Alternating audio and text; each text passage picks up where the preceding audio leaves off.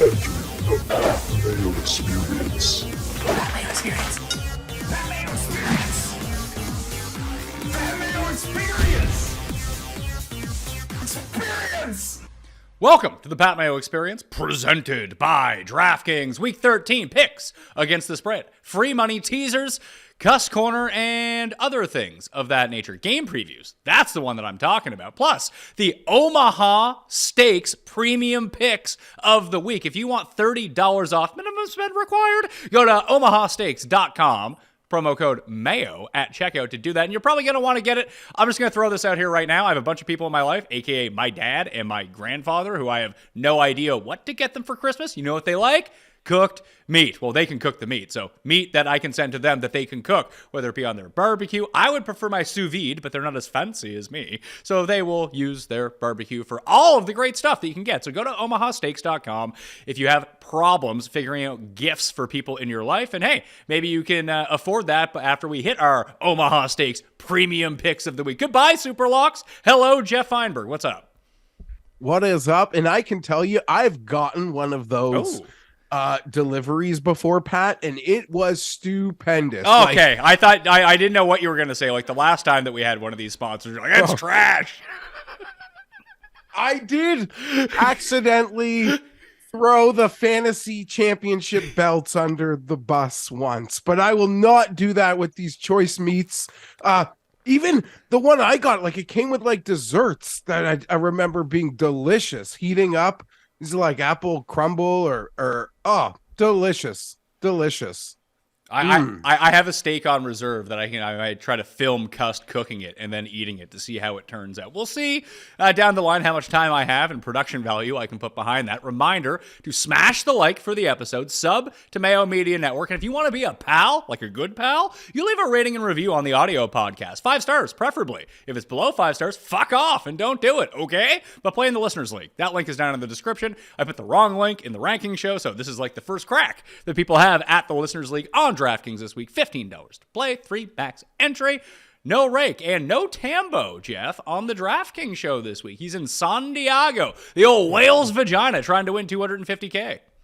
Love San Diego. Tambo, every week there's another winning screenshot of Tambo. I know. I mean, if he can pull off it, because he just qualified for the Fantasy Football World Championships as well. So I think that's like $2.5 million to the winner. That's in New Orleans in like 3 weeks. So I don't know, podium finishes in both those. And I might never see Tambo again. He might just retire. Nice. He'd buy a place in San Diego and invite me. Yeah, he can Airbnb it out to you. And you can, I guess, drive, 3 hours north and go watch all the games. I love it there. I'm going next year. I don't know. I thought you were going to say next. I thought you were going to say next week. No, unfortunately not. This holiday season, I won't be able to get out there. But next year, I've already got it planned. But that is what it is. Nobody cares. But honestly, that Omaha Steaks thing, like unrelated to even knowing we were going there, and that's where the sponsor was, because I was in the dark on that. I remember being so blown away by this Omaha Steaks basket of goodies I received once. So 2 thumbs up from me. Yeah, easy gift to do, although you know who can't do it and send it to his dad, the Coin, and Tim Undergust. That's not my name. No, I don't know how to send any of that stuff like that. No idea. But I would be, I'm sure it's delicious. I have very high hopes that it'll be delicious. I like steak. Well, you can just go to omahasteaks.com, fill it out, the address you want it sent to, use code Mayo, get yourself the $30 off, and then boom, it's that easy. Do it in like 2 minutes. And I want it cooked as rare as my misses on the Omaha Steaks Superlocks have been this year, which are very infrequent. Yeah, you are currently the leader in the clubhouse in Superlocks, 9-3. I think I've lost 5 in a row. I'm on a real bad run. Geoff, you know how when you win a few bets and you feel like you're seeing things really well, and then maybe you bet more than you would have because you feel like you're riding a heater, and then you don't get anything right? That happened to me this week. 3-0 on Thanksgiving. 3-10 the rest of the week. Yeah, that's how those casinos stay in business. Like, you get hot, we think we figure something out. You raise the stakes a sprinkle, and boom, the wheel turns. I don't, I'm not going full Tim and saying I want him rare, but I've been putting together a solid effort on his tail. I'll remain. Yeah, I'm 6-6. Geoff, you're 8-4. Tim is 9-3. Tim won the Pilgrim Parlay because, as Geoff pointed out, when he played all 6 sides of the teaser on Thanksgiving, nothing lost again. It's the only way, and we'll hear about Tim's Thanksgiving win now for another 5 years until every side hits again. It's you better believe it. It's an undefeated tradition. The Jets cost him his teaser on the weekend, so you do improve to 3-10 for the year, which I think is right around even, which, hey, this is the best year you've ever had. 18-113 lifetime. My hopes of you being 100 games under 500, I think, require you to lose out from this point on. Well, unfortunately, I got a real hot one this week, so that's not going to happen.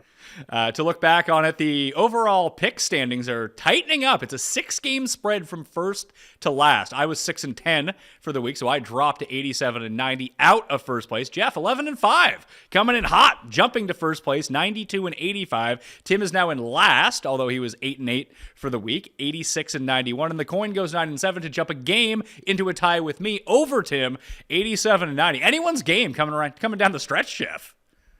Yeah. I don't know if I'm being like tested here because last week I complained that I thought you shorted me a game, but did you add a win for me and see if I was gonna like take the bite and take it? I didn't know. Why? Which game? I don't want to waste time. Like I feel like I was. I thought we got a push on the Sunday nighter. I thought that was 7, and it turned out to be 7. Oh, was it 7? I thought it was 6.5 when I added it up. So that would be a push for everyone, right? You could be now. Yeah. Now I don't know. I'm not into this end of the business. I don't know. I don't know what was on the sheet. No, Norton. I don't want to be in this end. I don't want to be in this end. Well, I'll take the 11. Now I have to go fucking. Hold on, I'm finding it myself right now so that you don't have to. Well, it's either me versus you to see who ends up finding this. So it was 7 on the sheet, on the game sheet. It was 7. All right, so I had the Eagles, so I lose a game. That means we all had the Eagles. No, I had Green Bay. Of course you did. Can we confirm that? Is it actually Green Bay? I'm staring at my pick of Green Bay plus 7. All right, so you get a loss taken away. So you're 86-90. That means you and I are tied because I get a win taken away. Geoff gets a win taken away. Who'd the coin have? The coin had Philadelphia. All right, okay. So me, you, and the coin, Tim, are all 86-90 then. Indeed. There we are. All right, good catch. That must be the win that you were talking about? I thought it was. Didn't it go off at 6.5? I mean, obviously that doesn't matter for this show, but it could have. All right. Well, good content to kick things off. OmahaSteaks.com, code Mayo. All right. Anything you guys want to talk about before we actually get into the games? This is the first time we haven't had like a Marin Open in a while. No, because what I want to talk about is games related. All right. Well, let's jump into it. Thursday Night Football. Buffalo at the New England Patriots. The line is down to 4.5. I believe, 4.5 for the Bills in New England. This opened at 5.5, went to 5, went to 4.5. A lot of Patriots love out there this week, Tim, since they decided to, invent the forward pass for their offense, which made it look a little bit more dynamic, although all of a sudden their defense couldn't stop Kirk Cousins in primetime, which was a bit odd. I like Buffalo in this game, -4.5. I know they haven't looked good, and I think all logic would dictate a good defense going up against Buffalo is going to keep this game close, and maybe New England can win it outright, but I just feel like the Bills are the absolute worst matchup for the Patriots, unless it's -3,000 degrees with 50-mile-per-hour winds. These games haven't been really close the past 2 years. No, it's supposed to be just above freezing and That's not fine. that windy. That's fine. Buffalo actually has to play a game outdoors for a change, which is nice. It's an interesting game. I really need Buffalo to win. No. Buffalo, whatever. Well, I just do. Like, New England is more of a threat to me than Buffalo is, in part because I think New England is a tougher team for the Jets to play if they had to play again than Buffalo. That's for sure. So you would rather play the Bills in the playoffs than play the Patriots? The team that my team beat, than the team that beat me twice? Yes, I would. Well, though, I mean, you played them 3-all. Yeah, and now you have a Hall of Fame quarterback. So and does that change everything? Yeah, and the quarterback that beat the Bills is no longer even with the franchise, it seems. That's hard to say. The coach today was talking about how it's still week to week on a decision basis, which he sort of has to say for all kinds of reasons. I'm having trouble with this game, and I'm trying to make sure that my heart doesn't lead me to where I need to go, because what I really need is Buffalo to win. But Buffalo is as soft as butter, and this defense that New England has is very tough. And despite last week's weirdness, that was a short game. This is not a short game. You've given Belichick now a full 7 days to prepare for this Thursday nighter. It's not a conventional Thursday nighter for both teams. So just given what I know about the Bills and their inability to play, they tend to struggle in close games. Last week, not included, took Dan Campbell making a myriad of poor decisions to lose that game or get it not to overtime. I have to take New England here. The points, give me the points at home with a team that I don't think is tough enough. I mean, maybe the Bills win by 3, but I still get my cover. I think it's either Patriots or you can't touch the game. Geoff, 3 of the past 4 Bills games against New England, outside of that just crazy weather game that we saw last year that the Patriots won 14-10 in Buffalo, it's been 47-17, 33-21, and 38-9. Yeah, I'm with you, Pat. I lean to the Bills here. I don't really love the game, and the spread kind of, concerns me. And having seen it, keep dropping. Then wait. I'm going to wait to bet this. This is going to be 3.5 by kickoff. Well, that would be crazy. But I really do like the Bills. I don't love the game. It's more of just I'm still a sucker for them. And it's a Thursday nighter, so I will probably end up having money on it. I'd like the spread to get as short as possible. I do kind of see your point that they are an ideal matchup for the Patriots, at least offensively. And they're starting to show they're getting a lot of guys involved, spreading it around. Give me the Bills. I don't love the game, and I'm actually really worried about it for the Bills' sake, but I'm going to bet them. Oh, really? You're worried about it from the Bills' sake? Paul, I'm worried about it for the Jets' sake. Paul, how are you feeling about the Bills right now? I mean, not great. It's been uninspiring, like a whole bunch of games. It's the Patriots. Is that at Foxborough? These are all facts.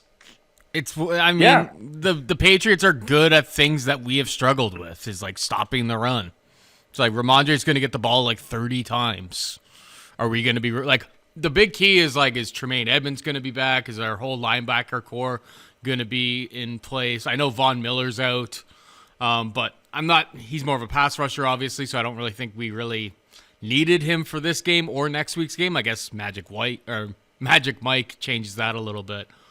Next week's game is going to be a slog. Of course, 4th time this year we have to play a team coming off a mini bye. Fourth time. No team has that disadvantage. There's no team in the league that has been more significantly disadvantaged from the schedule than the New York Jets. Yeah, you cry all you want. You get your game moved from outdoors to indoors because there's a speck of snow. But I have to play teams on 2 separate occasions back to back coming off of mini buys. Oh, but yeah, the league is really out. The league doesn't play favorites at all. Buffalo's gotten every break down the line, and they continue to get every break. Just win this game for me and don't screw this up, okay? Paul, would you prefer that the Bills play 4 teams coming off of mini buys or have the health that the Jets defense has had for the Bills? Yeah. I mean, every single year. And Geoff was in our DMs, like fueling this fire, causing problems, setting it up.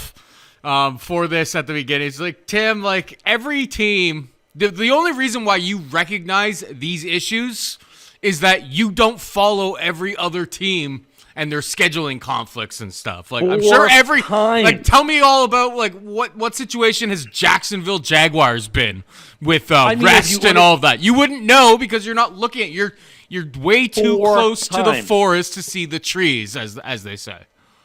Okay, 4 times. How many times has Buffalo played a team coming off mini bye? You follow the Bills so closely. Well, this week I'm not a baby. I don't cry about these things. They and the Patriots have the exact same amount of time. I mean, the league obviously loves us. They sent us to Detroit. They sent us to Detroit when it was going to be too snowy for our offense. Lost a home game, and we appreciate that. what an advantage that was. Like, not only that, we had to play the Patriots on bye when they were coming off bye, so that's another team with extra rest. We had to play a team that had the extra time off when they played in London. Their game was over a few hours, and that's I don't want to. Oh, you're counting that one? Why don't you just be a big boy team and just win these games? This is why people cheer against you, Tim, because you complain about every little step of the way. All you want. I'm complaining about how nothing works for us. You're building in. All you do is build in excuses. That's it. You're the excuse master.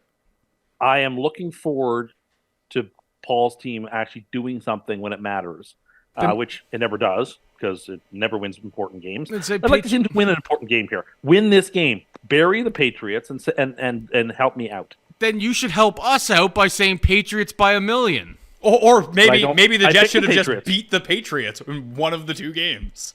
I agree with that.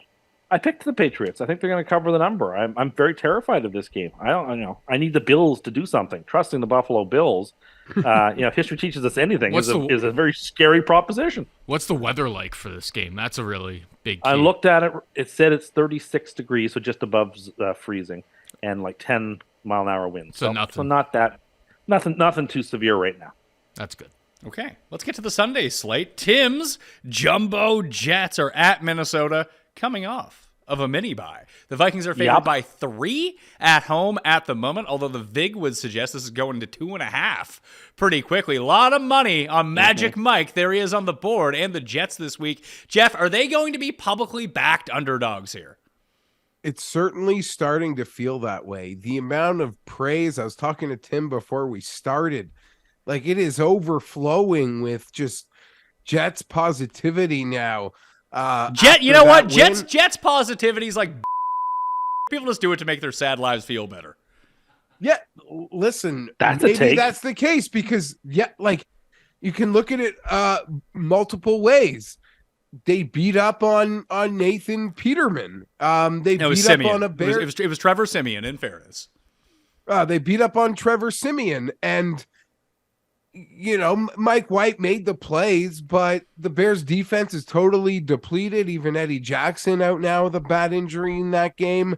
But on the other hand, Mike White looked competent, looked like he was hitting the guy who the play was designed to go for, and in ways that you almost never saw Zach Wilson. So people are excited about betting on the Jets with just competent offensive decision-making at quarterback, I think. And our defense is picture perfect for this Minnesota offense, right? Like if you could design a defense in a laboratory that was a better fit for the Vikings, it would be this Jets defense. Their receivers are going up against the strength of our team, which is our secondary. If the Vikings win this game, it's because Cook has a huge day on the ground.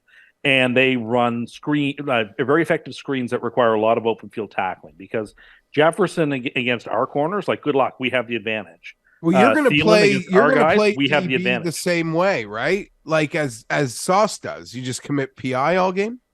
Hey, look, they don't call it, so it's not PI. It's not PI if they don't call it on you. By the way, Geoff, there are only 3 rookie cornerbacks this season who have not allowed a touchdown in a minimum of 300 snaps, and that's Kader Kohu, Alontae Taylor, and Derek Stingley Jr. Don't see Sauce Gardner on that list. No, they assigned a TD to him that was sort of questionable a few weeks ago. You mean one that he gave up on him? No, it was questionable. But look, the guy is already a slam dunk defensive rookie of the year, so I'm not too worried about that. Well, there's time to change here. If Jefferson lights him up for 200 yards and 4 touchdowns. Good luck. It's not going to happen. It's not going to happen. I'm looking forward to this game. I think we're very well suited to play the Vikings. The only thing, of course, that does scare me is actually in a lot of ways like Kirk Cousins. Mike does throw those just heart-rending throws across the center that can be intercepted at a moment's notice. So I'm ready for those mistakes to happen. But whatever, he's driving the ball down the field. The team has got confidence. The guy has swagger. We're playing good football. Don't make mistakes. Get us a few points, and our defense will do the rest. This thread is 3. It's probably going to finish lower than this, 2.5, 2, 1.5. I don't know how you play the Vikings here unless it's just a contrarian play. I think we're the better football team. I like our chances. I really do. I'm not saying we can't lose. Of course we can lose. The Vikings have some very good players. they're not 8-2 for no reason. They're obviously a very talented team, and it's not the world's easiest spot to play. But I think we match up well with them in most spots, and I like the game. So I'm teasing the Jets up right now and getting them to 10 on a 7.5 team tease. 7-point teaser. I'm actually kind of inclined to agree with Tim on this one, but I will be taking the Vikings regardless. I'll probably end up betting the Vikings at -1.5, whatever it is. They just have the weird innate ability to win all of these games. And if they win this game, Geoff, they sweep the AFC East. Could you make it your super lock, please, or your Omaha Steaks? Omaha Steaks, maybe. I mean, I'm not below 500 on that yet, so I'm due for a win on that side. Although there's a few games I actually do like this weekend. This one is sort of a toss-up. I think the Jets are kind of getting a bit overpraised in a. Not even in a weird way. And Tim brought it up. Like, Mike White, he's like Taylor Heineke. Like, he's going to try to throw you out of the game at some point. Will the defense capitalize? And I do think the Minnesota offense, especially at 1 o'clock on Sunday, has proven they're pretty good to put up, I don't know, like 24, 30 points on most teams. Most teams, I'd hard-pressed to imagine 30 points against the Jets in this game. What odds would you give me on Minnesota scoring more than 30 points in this game? I'd say they have a 10% chance of it happening. So it's not impossible. So will you give me 10-1 on Minnesota 30 points or more? No, I'm not going to do that. I don't see the purpose of making that bet. I mean, I'd rather you give me a 10-1 bet on them giving up 10 points or fewer. Okay. Can we do it both ways? No, I would rather just my way. But you said they wouldn't do it. It's the NFL. Crazy stuff can happen. You said there was a 10% chance. I don't think it's likely. You just said 10%. I gave you like the factual odds on it. Yeah, that doesn't mean I want to actually bet it. So what would you say is the ability for them to give up 10 points or fewer? I would say it's around the same. Maybe slightly better. Maybe I'll give you 10-1 on 10 or fewer. I don't want to do this. Why are you being so cowardly? I'll do the because I don't want to. I know you will, but I don't want to. It just sounds like you have no confidence. Like you're just it's all false bravado, Geoff, when it comes to the Jets. He knows this is going to go tits up at some point. I'm not the first person on this podcast to say just because I don't want to make a bet about something doesn't mean that my argument is correct.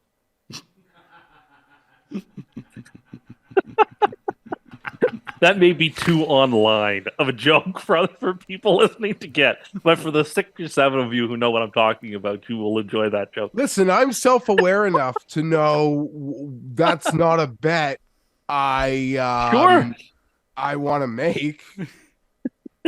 Nor do that's the only thing that I got no beef other than every comment. It's very nebby. Like, bet me.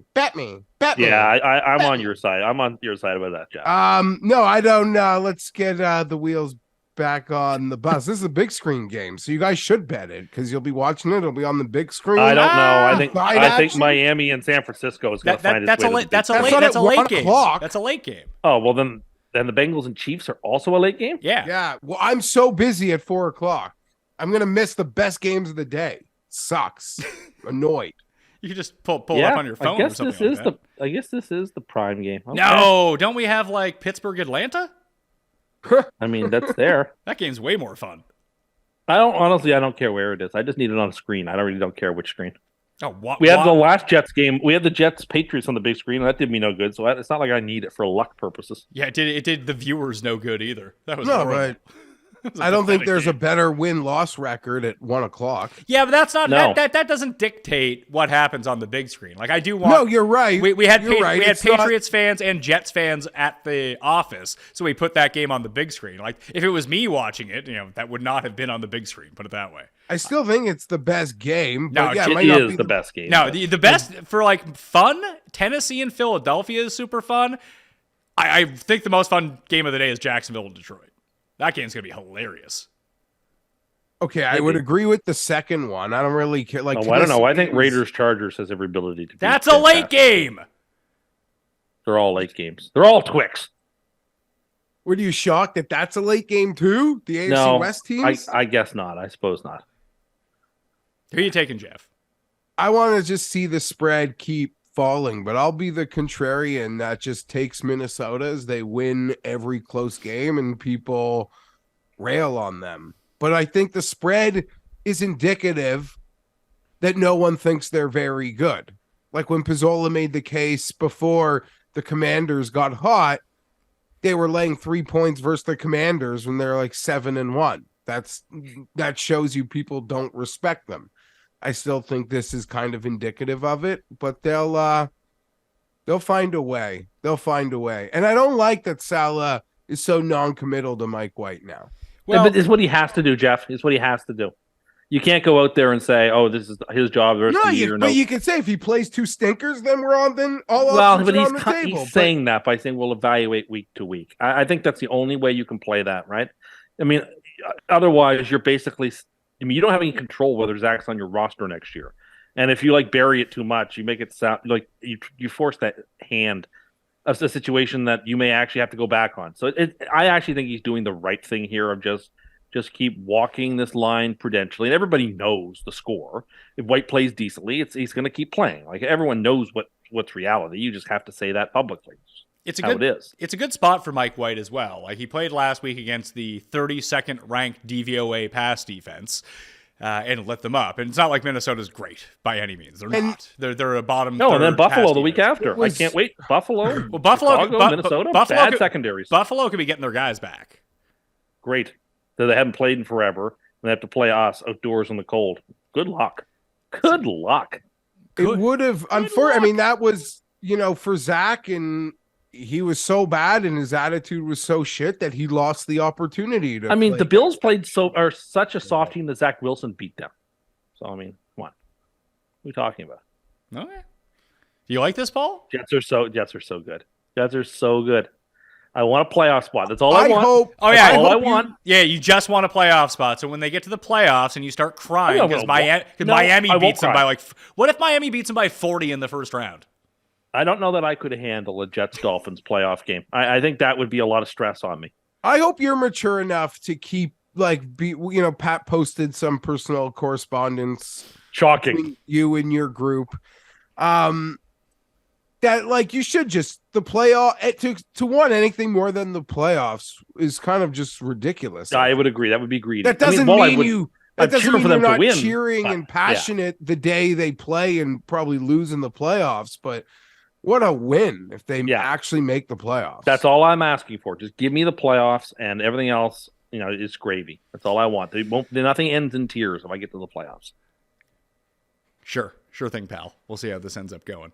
Cleveland. I know it's going to go. I'll be fine with it. Oh, yeah. You haven't flip-flopped every week based on what has happened the week before. That hasn't happened. No, it hasn't. Like when you said that they wouldn't win a game the rest of the year, and then the next week when they win. Despondent. So the facts changed. The facts changed. You don't think that would happen again? No, I don't. Really? Although it's happened like 5 separate times this year? I'm in a good spot now. I've got the lay of the land figured out. What if Minnesota wins by 30 this week? 31-2.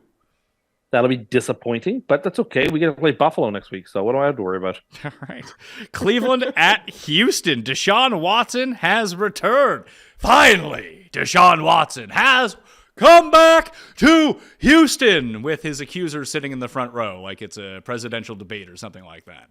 Anyway, the Texans are 7-point underdogs at home in Deshaun's first game back. What do you make about what this offense looks like under Deshaun Watson? Because, I mean, the Browns' rush defense is horrible. It's like last in the league. But are the Texans actively trying not to play in first halves at this point, Geoff? Is that their new thing? Because they want that number 1 pick so badly that, hey, we'll throw away the first half. We'll make it look like we're trying a little bit in the second half because 7 doesn't seem like enough at a point. It just feels like Texans aren't trying anymore. And that's really concerning. And the spread doesn't seem very big.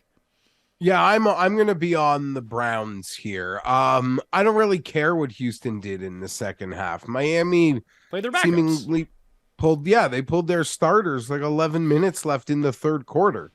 They didn't seem to care either. Houston has it seems like has definitely quit. I don't think Texans players care to play for care to be caught up in like this Watson Houston revenge factor at all, where I think his new teammates are probably going to really try to endear themselves to him. They can do whatever they want against Houston, run or pass, and they can keep them off balance easily. double-digit win for the Brownies this week for me. The coin agrees, and I kind of agree with Geoff that if you just turned around and handed the ball off 45 times to Nick Chubb, you'd probably cover the spread, too. Which is what they should do. And I expect them to do a lot of, because Watson hasn't practiced much, hasn't played in 2 years. It's unfair to expect him to go out there and throw the ball around a lot. That would be a really bad strategy. But yet I think that is what he's going to try to do. And I think that this spread is too many. I don't think the Browns at 4-7 should be laying 7 points to anybody. And the Texans count as anybody.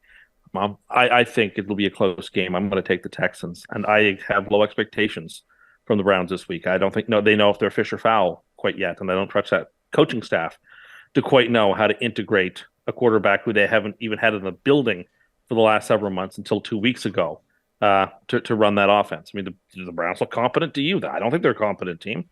It's too many points. If the Texans have any life in them, this is the game to get up for. I think the world is going to be on the Browns. I think that's dumb. I'll play Houston.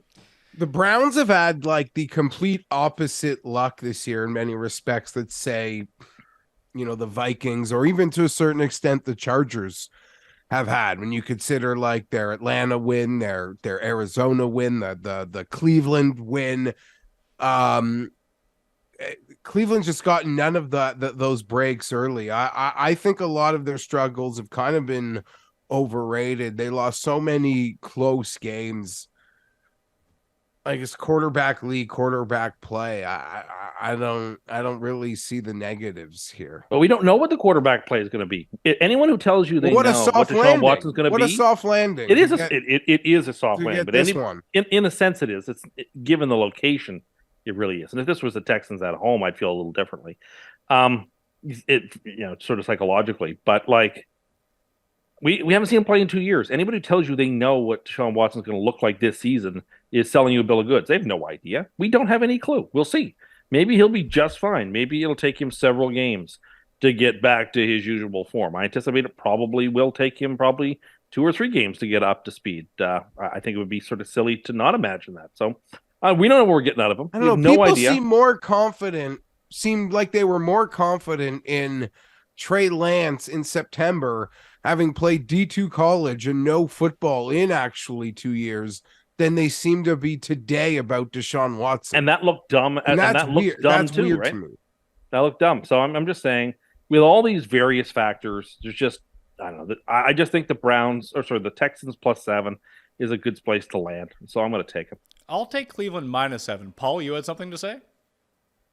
Yeah, I just wanted to bring up that Tim on this very program said that Deshaun Watson would never play a game in the NFL again.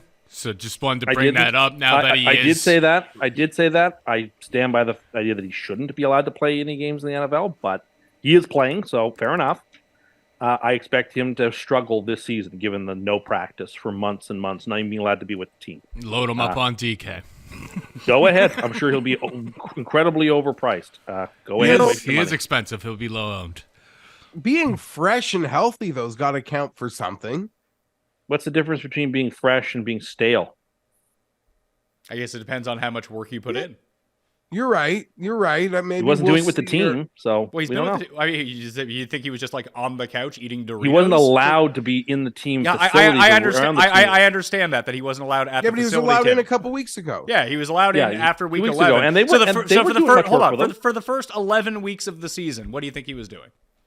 Working out on his own, I'm sure. Yeah, so he had every ability to stay fresh and stay sharp. We'll see how it goes. In the last 2 weeks, they didn't spend any time with him in practice. They were getting ready for the actual games they had to play. So the fantasy guys are putting the Rockets on Njoku now. I love how many people think that they know anything about this. They know nothing. Well, what do you suppose? Okay, so when I do my rankings this week, Tim, and I have to rank Deshaun Watson, should I just put NC next to him? Middle of the pack. Your stance is that you can't take a stance. What the fuck does that mean? Exactly what I said. I have to rank. So I just automatically put him at number 15, and no matter what I think about any other quarterback, I'd put him in the middle of the pack and say I would. And I strongly don't recommend you take him. Paul, may I suggest a bet for you guys to have? Mike White versus Deshaun Watson fantasy points or DK fantasy points this week. I gotta see. Do I have Deshaun ranked above Mike White or not? I think I do, by one spot. I would take Deshaun Watson over Mike White. So if it's in one spot, that's not enough to bet. I'll bet on it. Your interest. I'll bet on it. Okay, we'll talk about the stakes. I think that's fair. Yeah, I have Deshaun 4 spots ahead of Mike White. There we go. And you really should take that 10-1 on the 30 points. He doesn't want to. I don't want to. The Patriots have a fantastic defense too and gave up 30 points last week. So yeah, but that's weird things can happen. It's a Thursday nighter on Thanksgiving. Yeah. You don't have the confidence in your own defense? Not that I don't have the confidence. It's like, again, it just doesn't make any sense to bet it. So I'm not going to. What if you understand what that's like? You understand what that's like. What if you only have to pay out 8-1? Considering that's better than the odds that you gave me. No, I don't want to. I don't like it. I don't like it. It's cowardly. Denver. Hold on, though. But I wasn't offered 10-1. I was offered 1-1 versus the best in the world.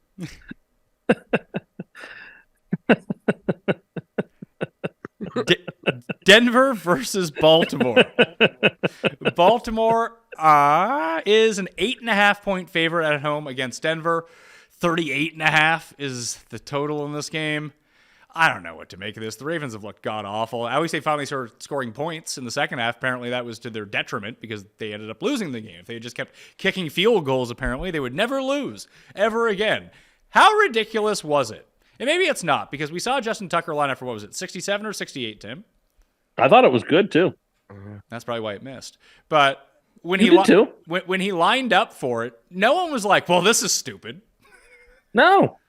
Everyone's like, I've seen him in warm-ups make kicks longer than that. That'd be closer than any Hail Mary or trick play from that line of scrimmage spot. I would have given him a better than 50% chance of making it. I was shocked that he was short by that as much as he was.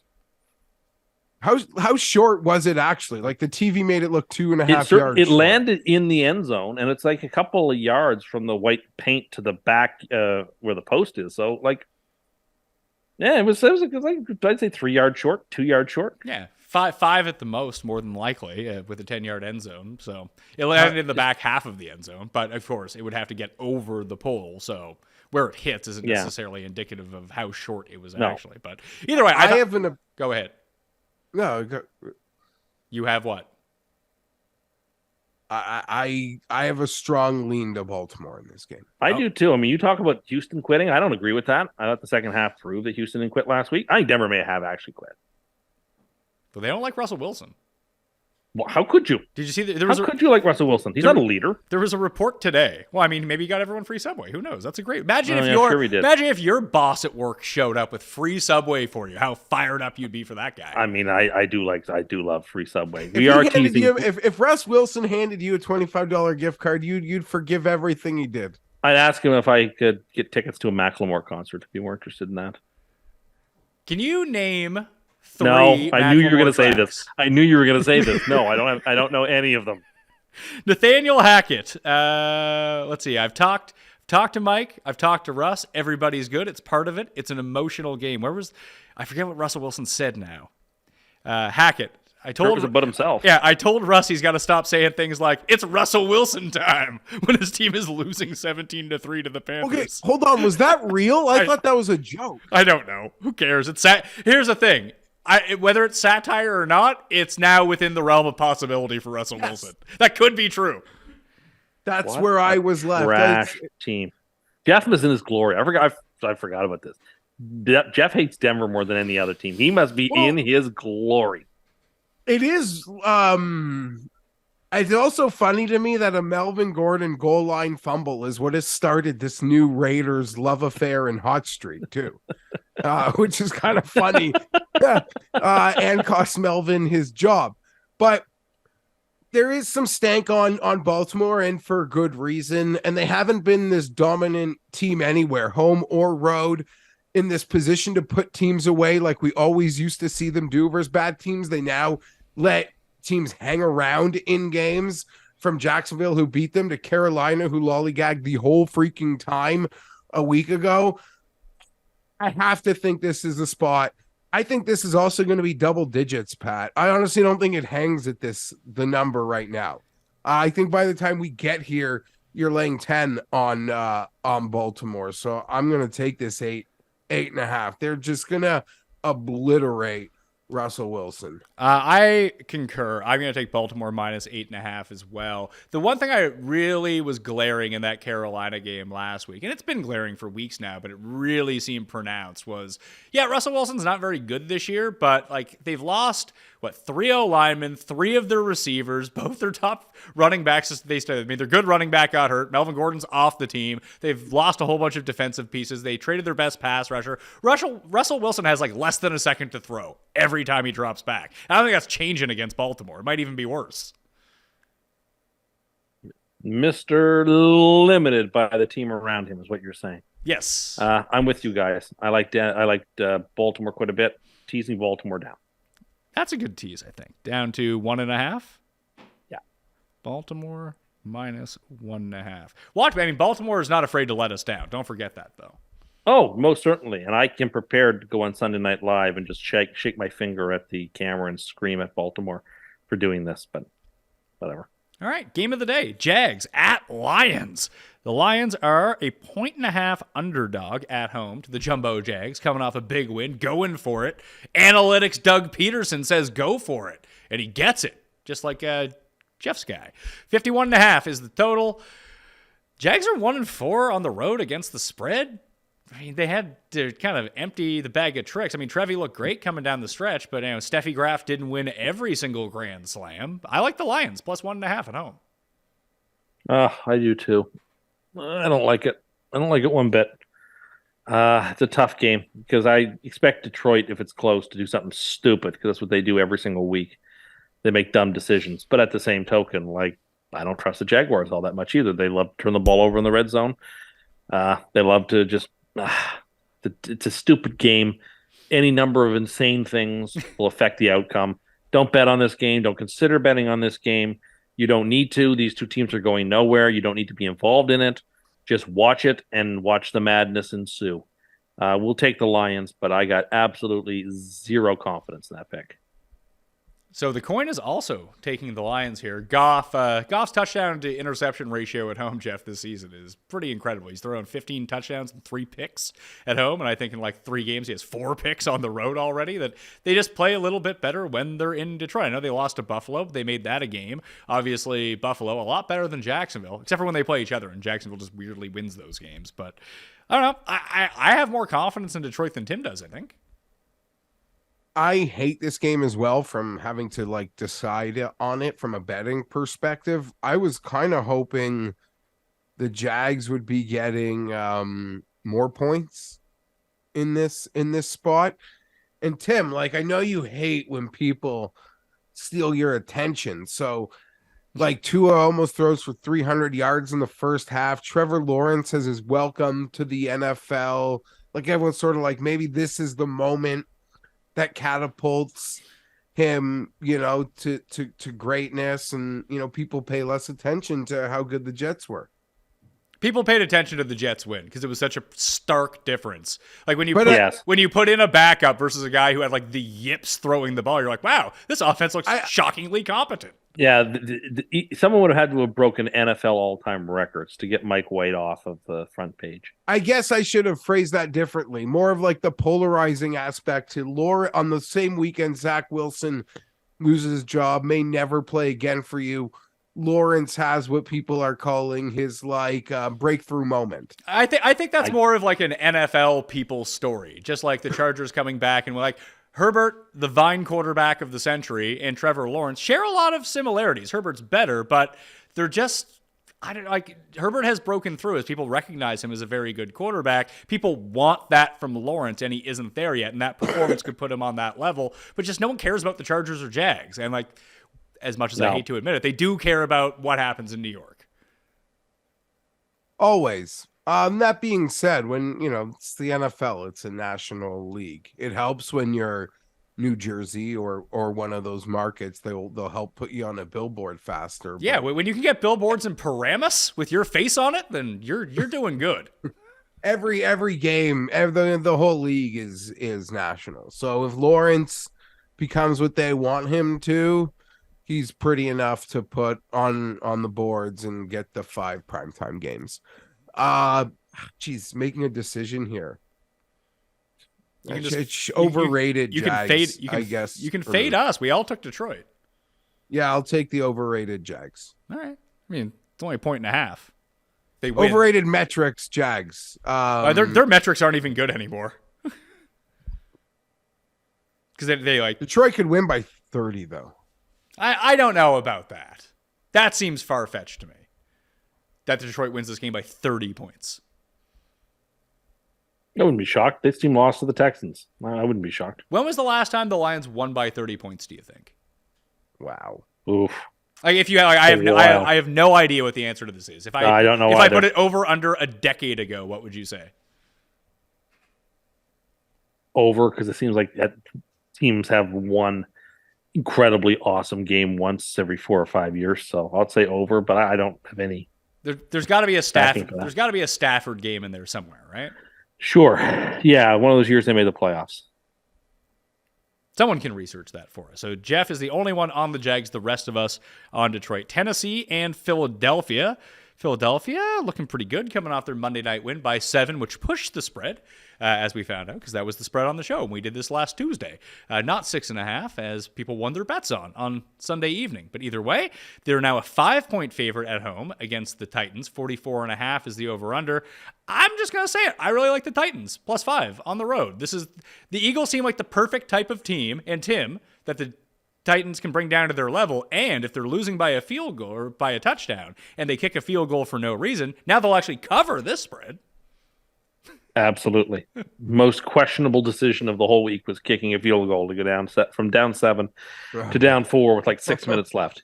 Makes no sense. And it was wholly illogical. Okay. I'm with you on that. I like the Titans here too. I think this could be the fastest game in NFL history.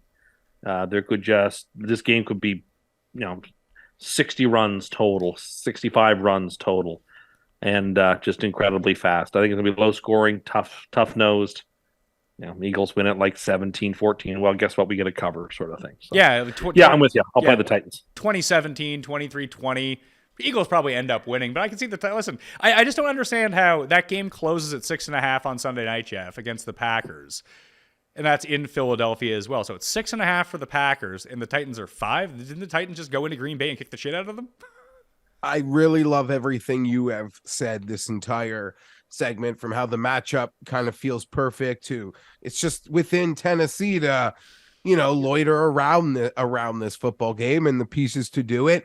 This has to be the top candidate this week for the Fienberg, where the Titans get the cover, the Eagles probably roach out the victory here. But I really do like you guys making a hat trick on the Titans, and so disappointing from Vrabel. We are all, as like a football universe, in some ways, like giving them that team credit this year that we weren't willing to give them last year. And we were still so stuck up on that goddamn punt from a playoff game 2 years ago against the Ravens. And you're like, okay, it's over. Like, I love Mike Vrabel. I wish Mike Vrabel was my team's head football coach, football guy. And then you see something so insane that doesn't really involve analytics or advanced math. It's just straight, like, common sense. Why are you kicking this?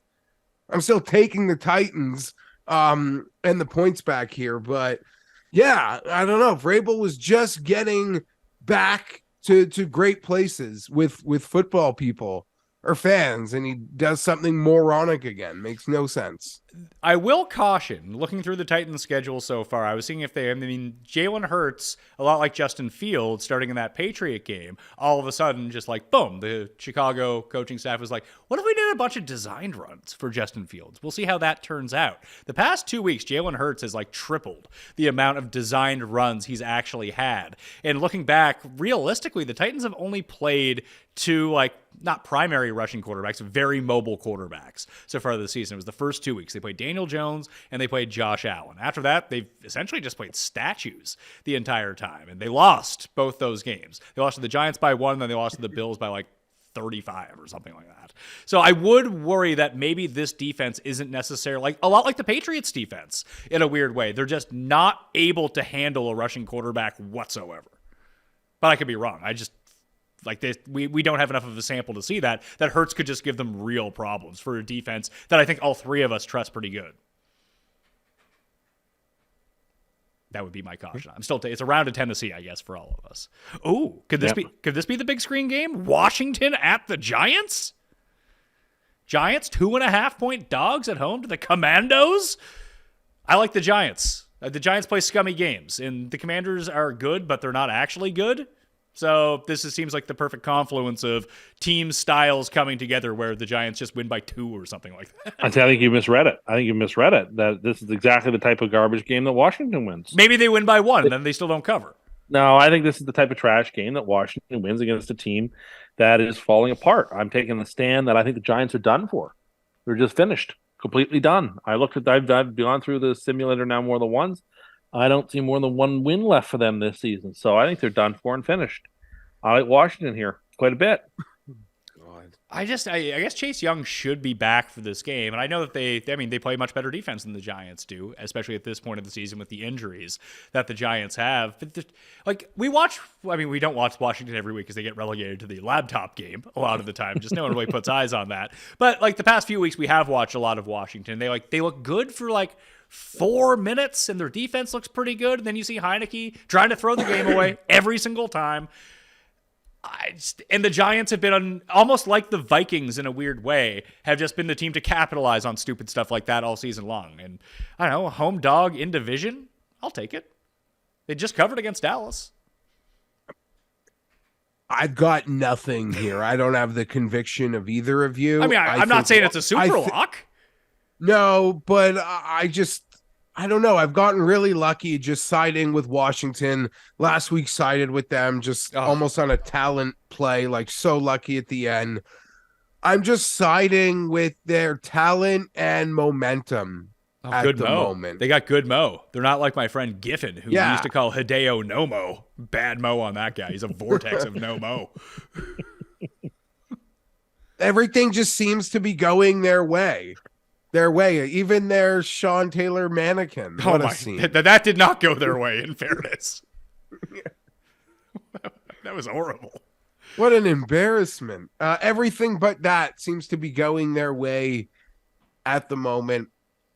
And I've brought this up a couple times this year, but I feel like as every team has pretty much already crossed their number, I'll bring it up again, Pat. On our preview show, with the win totals, I think I just blindly, as a strategy, picked under on every NFC East team. Yeah, that might not work out for us. I think I went over on Washington because I said, what are Ron Rivera's Coach of the Year odds right now? What if they somehow come back, make the playoffs, they're like the 5 seed or something like that? Would he get any credit for that? No, none. People, they've already given him the award twice.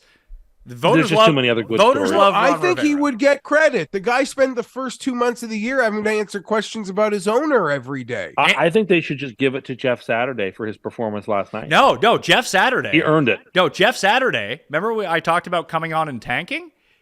He's brilliant. He won the first game to get everyone off the scent. Now he's actually tanking. Galaxy brain move from Irsay and Saturday about trying to get a higher draft pick this season. So, Jeff, are you taking Washington or are you taking the Giants? Because the numbers, I agree with Tim, would point to Washington. There's something funky about this game for me that I think that the Giants' offense has actually been a lot better the past month than it was through when they were actually winning games earlier in the season. It's just their defense has deteriorated. I don't trust Heineke. I know he's winning games, but you watch him, and it's like I think his big plays are manifested by the defenders are going to jump this because I might throw it right to them. Then they jump and he throws it over their heads, and it ends up being a big play to McLaurin. Well, he's got this T-shirt, or it just says it's him hucking back to throw with the talking blurb saying expletive fuck it. Terry's down there somewhere. I do like that attitude. I do like. It's funny because I kind of shit on Heineke all the time. I enjoy watching him. He's the kind of guy that I really like. But in terms of betting, I just don't ever feel good having money on him. I wish the Chargers incorporated some Heineke into the passing game. Well, I mean, he wouldn't be the biggest quarterback on social media if that was the case. Yeah, I mean, Heineke does seem like a Vine quarterback. I give him that. No, I just let's involve the upchuck. There's pass interference. It's a whole plethora of options. I'm taking the Commanders. Like I said, just talent and Mo. They've been skinning by on their teeth for me the last couple weeks. I'm not gonna bail on my Kenny Kim vibes now. It was, I mean, you can tell all the momentum was in their favor by winning last week, because Atlanta had the game won, and then it was just over. And then Atlanta even committed a penalty to give them a first down, so they didn't even get the ball back. What a loss for Atlanta, by the way. They could have been tied for the division lead. Yeah, there probably will be very loss. few games this year that have more of a impact on the playoffs than that game did, based on just circumstances. So, Pat, you've realized now, and I need the Chargers to win this week so I can join Tim in this sphere and be up to date maybe next week. But I forbid to play the games yet. He is an expert on everything now. It's simulator season. He has simulated the whole season for every team. He's talking in absolutes again. They're only in what they're going to do. Yeah, it's simulator season for Tim as he's machining all afternoon. How often I love it. When you run the playoff machine, Tim, how often do you make the Jets bad in those scenarios? Sometimes I'll pick against them in toss-up games. What's the worst record? How many times do you think you've run the playoff simulator? Oh, since I discovered it was up and running yesterday, 15, 20. All right. How many times have you had the Jets with a losing record in those? Losing? Well, that would have them only winning one more game. No. Like losing record the rest of the season. Oh, none. I don't think. So you don't think Tim's a great resource right now. He could just rhyme off people's schedule for you because he's been done the simulators 20 times since yesterday. I'm having fun with it. Chiefs won't play anybody the rest of the year. Oh, my goodness. And the Bengals play everyone the rest of the year. Yeah, well, the Bengals had a soft schedule, so it's about time for the Bengals to start playing some good teams. Raiders play everybody, don't they? Yeah, well, I haven't really focused too much on the Raiders. They're too far back for me to care about. They're 4-7. They're not going to get in. Oh, okay. So maybe bet the Raiders. They might have to win probably have to win all of their games to get in. Theirs are iffy. They got the Chargers, Rams, which is nothing now. Patriots, Steelers, Niners, and Chiefs, when the Chiefs may or may not have anything to play for by that time. Well, with only one bye, I'm still inclined to think that will matter. But the AFC East won't let them off the hook. And I guess Baltimore losing last week could be a reprieve for the Chiefs. Yeah, and we've already penciled in that the Jets are beating the Bills next week. So they're going to have a two-game lead here if the Niners end up beating the Dolphins. They can just coast the rest of the season, apparently. Well, I need San Francisco to win this week. I would enjoy a San Francisco win almost as much as a Jets win this week. Almost. Well, now that you have been doing the playoff machine so much, maybe it's going to help you with the futures, which you can check out.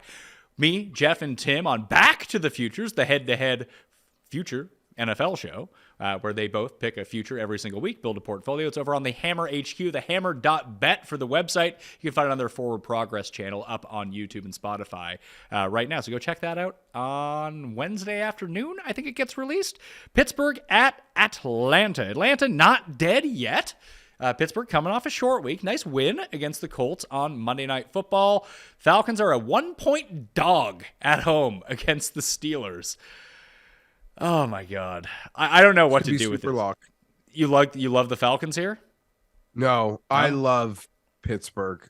Their defense with JJ back, I think, as a team, they're still kind of under. Sorry, TJ back. And there's no such thing as a super lock. It's your OmahaSteaks.com premium pick of the week. Promo code Mayo for $30 off. Minimum spend required. Premium meats, premium picks, Omaha Steaks. Pittsburgh, Pickett just looks more and more comfortable making good decisions. Atlanta can put no pressure on the quarterbacks. It just sets up very well, in my opinion. When you match them up, yeah. Pittsburgh could be a super lock. Pittsburgh's been playing real strong. Other than fading in the second half versus a Bengals team that looks like they're firing on all cylinders at the moment, they really have continued this trajectory back to good Steeler football, or better than certainly we thought. Yeah, Steelers. This easily could be premium Omaha. Premium Omaha Steaks.com pick of the week. Let's see what the coin is going with. Coin is taking the Steelers as well. Tim, I mentioned this to Seeley on the ranking show. That is George Pickens the new Brandon Lloyd? Well, Brandon Lloyd would unnecessarily try to make hard catches. But he did make every single hard catch that was possible for Brandon Lloyd. He made it. And I think George Pickens makes all of them too. Look, I think Pickett and Pickens are a good battery. I like those players. I like what the Steelers are like. The Steelers are already a team I'm looking at for next season. That could be very special. I sort of like what they're building and what they're brewing over there in the Steel City. I love them in this game too. Yeah, they're going to be favored by kickoffs. No doubt in my mind about that. They're still favored. They're currently, but I think they're going to be favored by even more. Like I don't see any money coming in on Atlanta. Atlanta season sort of came and went last. I mean, as much as I would like to see Atlanta keep winning because Tampa does not deserve to be in the playoffs. We don't want to see Tampa in the playoffs. It would be best for everybody if Atlanta. I don't want to see the Buccaneers the way they've played this year in the playoffs. They don't deserve that. But you play like trash with all the talent. You prefer to see Atlanta in the playoffs, who've also played like trash?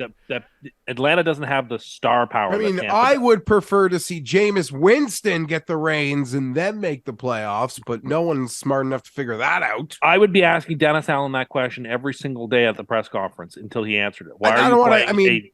It's later in the show, but God damn it, if they're not going to let him play versus Tampa Bay on Monday, may as well never let him play. Yeah, what are you doing? Maybe total incompetence. Maybe Dennis Allen is secretly on the Philly payroll. They just want that Philly pick to be even better. So you'll see him get fired at the end of the year, then he'll be like the special teams consultant for Philadelphia for $6 million a year. Dennis Allen, bank on it. Intentionally tagging his own team. Steelers are the play here, though. I'm going to take Atlanta. It's already up to 1.5, by the way, since we started the show. So it's already gone up a half point towards the Steelers. I wouldn't be shocked if this was -3. So I'm going to wait as long as possible. If I choose to bet this game, I don't know. It's not like the Steelers. Like the Steelers won by 7. I wouldn't say it was fluky against the Colts, but the Colts could have got that to overtime if they weren't potentially trying to tank the season. Atlanta just listen, they should have beat Washington last week. There's no guarantee for sure to cover the spread or even be competitive in this game, but they do play a lot of close games. And I think that, the metrics favor Pittsburgh here, and they actually have played a lot better. And as Geoff pointed out, the defense has been a lot better since TJ Watt came back. Atlanta just finds ways to stink games up. They're all like Tennessee, and they're like the USFL Tennessee in terms of talent. Like they're just going to find ways to muck games up, and it might come down to a kick at the end. If it comes down to a kick in the end, I want the points with the home team, so I'll take Atlanta. Oh shit, Green Bay and Chicago. Ugh. Rogers says he wants to play. They can't play him, can they? He can barely breathe on Sunday night. The ribs injury. I wouldn't play him. Like Chicago shouldn't consider playing Fields, and Green Bay shouldn't consider playing Rodgers. I mean, and because of that, because we have no idea who's playing quarterback, I don't have a lot to say about the game. Other than if you're giving me one of the sides at +4, I will take the +4. It's an impossible game to cap right now.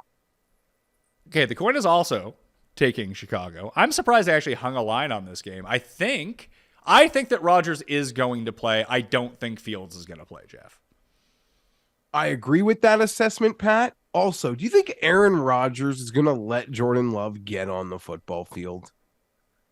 No, I just don't see him as that guy. It's like, yeah, we suck. Our season's over. You can have some December starts. I'm going to pack this. No. I don't see that. I don't see it. I'm taking Green Bay here. I'm going to lay the 4. Chicago is dead. They are done. They shouldn't rush Justin Fields back. They gave their fans those moments, the Monday night win versus the Patriots, and they parlayed it into showing themselves at least they can be excited about quarterback.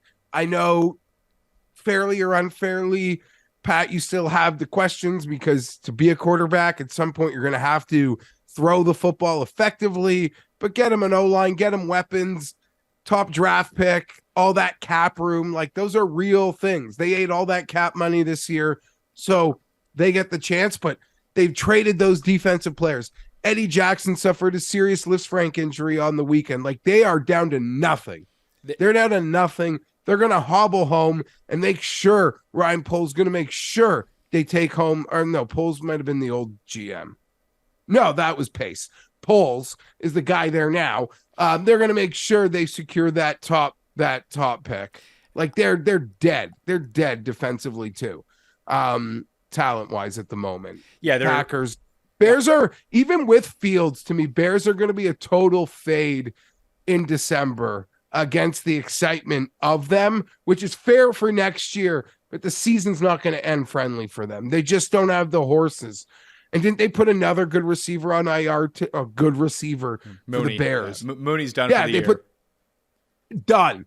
There's not even an over-under on them anymore. At least maybe that has to do with the Fields. Because I was looking. I, like you, Pat, have those season-long unders. And I was going to, like, double down on them if they were still going to leave him. Because I think just, unfortunately, the Bears are gonna cocaine bear explode die. Have you watched Cocaine Bear yet? No, but I saw the poster that was released, and I saw it's an Elizabeth Banks, like, it's a real cast. Oh, is it really? It's a real cast, Pat. Who's in? It's a real movie coming out in February. I know it's a real movie. Let's see. Oh, Elizabeth Banks is directing it. Oh, Phil Lord is a producer on it. All right. So Miller. No, it's real. No, I understand. I can't wait to see it. Oh, it has O'Shea Jackson, Ice Cube's son in it. It has the red-haired guy from Game of Thrones. Okay, here we go. Like, you saw Cocaine Bear. I wondered if this movie was about. Maybe you could bleep that. I don't want to add work. But... All right, I'll beat that part out. That's fine. Yeah, sorry.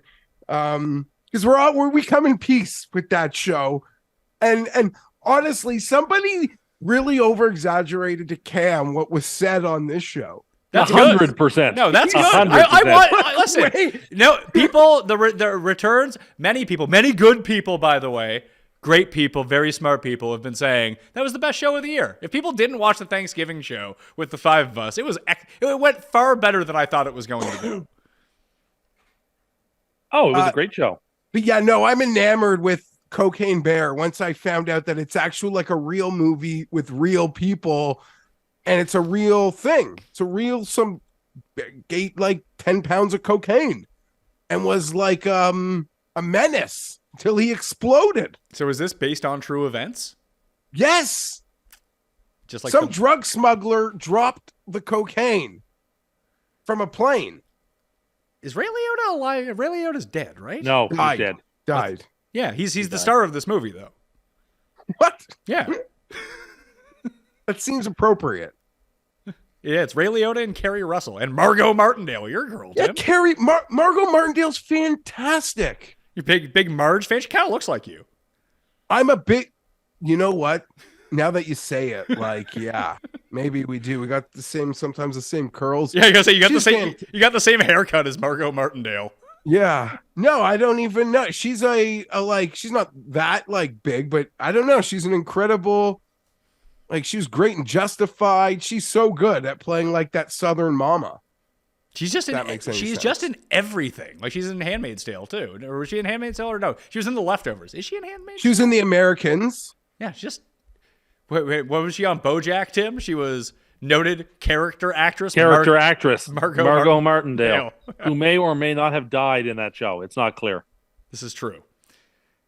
All right. Anyhow, I'm going to take cocaine. I'm going to take Green Bay -4 as well. And back to my Fields thing. It's not that I'm not against Fields. I'm just not ready to anoint him. Like, what we've seen from him this year, I think, has been acceptable. That, he's not Zach Wilson. He's not going to be like out of the league. You now have a quarterback in place that you would want to build around to see what his upside is going to be. But I still think there's like a 50-50 chance that he gets there and is actually like a good quarterback in the NFL. Like, he's fun for the moment. Is he actually going to be good? I think is the next still step. Much rather Trevor Lawrence. Yes, I would rather have Trevor Lawrence at this point. But I think that gap is really closed between the two. That I can now, like, all of the promise that, there was a bit of skepticism around Justin Fields coming into the league. That's why he ended up dropping below someone like Zach Wilson. But you can see it now. Can it be consistent enough? But I don't want to say that, like, Trevor Lawrence is also a lock to be great too. Like, he's had 4 good games in his career? Yeah, no, that's fair. I just mean like there was this Fields hysteria a couple weeks ago. No, look, and what he's doing, I think, is you can build a real NFL offense around the type of offense that he's willing to provide right now. That, if a part of his game is that he's going to run 12 times a game, that's not super dissimilar to what Josh Allen does. Is can he make the throws like Josh Allen? He has the arm for it. And no one ever thought that Josh Allen would get to the point that he's got to. If Fields can make that leap, he'll be an elite quarterback. It's just a really tough leap to make. Isn't the comparison more fair to Jalen Hurts? No, because he's way bigger. He's way bigger. Okay. That's why I say Josh Allen. Like, they can body dudes, man. That's why they're so effective running. It's just, I don't think you need to be running Justin Fields 18 times a game with designed runs. Like, if nothing's there, like, he has a big arm, take advantage of the threat of him always being able to run like Josh Allen does and throw lasers down the field to people who are wide open. And if you need to body someone for 9 yards, run him over, truck stick him at the first down marker, well, you can do that. You just don't need to do it every third play, and then you get hurt. And in fairness, like he was set up at least from like a roster construction wise to not I agree. The leaps were going to be made harder under their hard cost cutting, not adding receivers. Now it does feel like this offseason between the top pick and the cap room, they're going to surround him as best they possibly can. Yeah, I'm not going to say they're going to mimic what happened in like Miami surround him, but I think they're going to try in that respect. And they should, because, I mean, Rank was on the show. He hosts a Bears podcast, so obviously he's very pro-Bears in this regard. But, like, even when he was comparing it to Josh Allen, it's like, once they saw that Josh Allen might be capable of this stuff, John Brown wasn't their best receiver anymore. Stefan Diggs was their best receiver. But just because you go and get these pieces, I mean, it's worked out recently for some of these quarterbacks that we really didn't know about, be it Josh Allen, be it Tua, maybe Fields can be the next one to take that leap with better weapons around him. But it's no guarantee that all of a sudden, he's just a top 5 quarterback now. And it seems like that's how people are talking because he's so fucking exciting to watch. And I guess like so much of the conversation gets crossed over with people are so happy with his fantasy production that they don't care about that other stuff that actually matters to the Bears winning and being great team. Well, I mean, there's that part of it, but I mean, just to go look at their defense, they have the worst defense in the league. Like, they're giving up like 35 points a week. It's tough. Yeah, and it's good. It's not going to get friendlier coming home now. Like I said, they got another injury. They've traded the guys. It's going to be ugly, I think, now. I would agree with that. But now we're at the midway point of the show, which means it's time for a mini version of Cust Corner. Cust Corner, it's Cust Corner. Cust Corner, it's Cust Corner. He's got the hottest takes with the highest stakes. He should be president of the United States, but it's Cust Corner, it's Cust Corner. Cust Corner, Okay, so this week, something that's been bothering me is this whole, I don't know when this became a thing, but this whole idea of backing up your phone. Like, our friend of ours, like, had phone trouble, and so he backed up his phone. Apparently you're supposed to have multiple backup phones. And if your phone goes down, you've got to have another phone on the ready to go to back it up. And I don't understand who A has got the money for backup phones to sit around their house, or B, how that even works. Like, it's not clear to me how my backup phone has all the info from my SIM card that it knows what my real phone has. So how is it that, okay, I lose my phone today? Like, do I call my internet provider and say, okay, I need my SIM card Bluetooth connected to my old phone so that my old phone has all my stuff in it so that it works? Like, who's doing that? How is that not clear to anybody? Why do I have to keep up backup phones? I don't understand this. It seems ludicrous to me. If you lose your phone, I mean, that's very unfortunate, but apparently everybody has backup phones, I've been told. Why do you have I don't know how people have these things. I can help you here, Tim. Thank you, Paul. You have multiple drivers, right? We were talking about it, like drivers for your golf bag. It's kind of like phones. Like, you use your phone every single day. You probably need like a couple backup phones, right? But I got mocked for having multiple drivers in my bag, for having my 1 wood and my 2 wood and my 3 wood. I was mocked for this. But so, like, They don't offer you a backup phone when you go to the iStore to buy a new phone or whatever. They don't say, "Oh, make sure you pick up this as your backup phone." Well, how do you back up your phone then? Like, well, people can't afford to buy backup phones. Maybe they can. I have no idea. But here I'm being told by everybody that you've got to have backup phones. So you're so irresponsible not having your backup. Like, what are you talking about? People don't have money to have like stockpiles of phones in their house. This is insane. Is this a bit? No, I told you. I didn't want to tell you what it was, Geoff. Like, I don't. Yeah, that's just let him talk. Like, don't interrupt. Just let him talk. But am I like? Are you working? Like, no. What happened is someone asked him how often he backs up his phone, and then this is what it turned into. No, I don't back up my phone. I don't have multiple phones sitting all over the place. Why would I have multiple phones? I trade in my old phone for my new phone. I don't have multiple phones. A friend of ours said this weekend that like his phone stopped, so he backed it up and he grabbed his old phone and started using it. Well, I was like, who even has their old phone? I don't have a phone. I just have my phone. That's a backup phone. Are you a baby lamb? Oh, so you have how many phones do you have, Jeffrey? 6? 5? You have 14 phones. Am I that stupid? Like everyone has backup phones apparently. I don't have a backup phone. I can guarantee you my folks don't have backup phones. I was with them when they got their phones, and no one at the store told them they should have backup phones.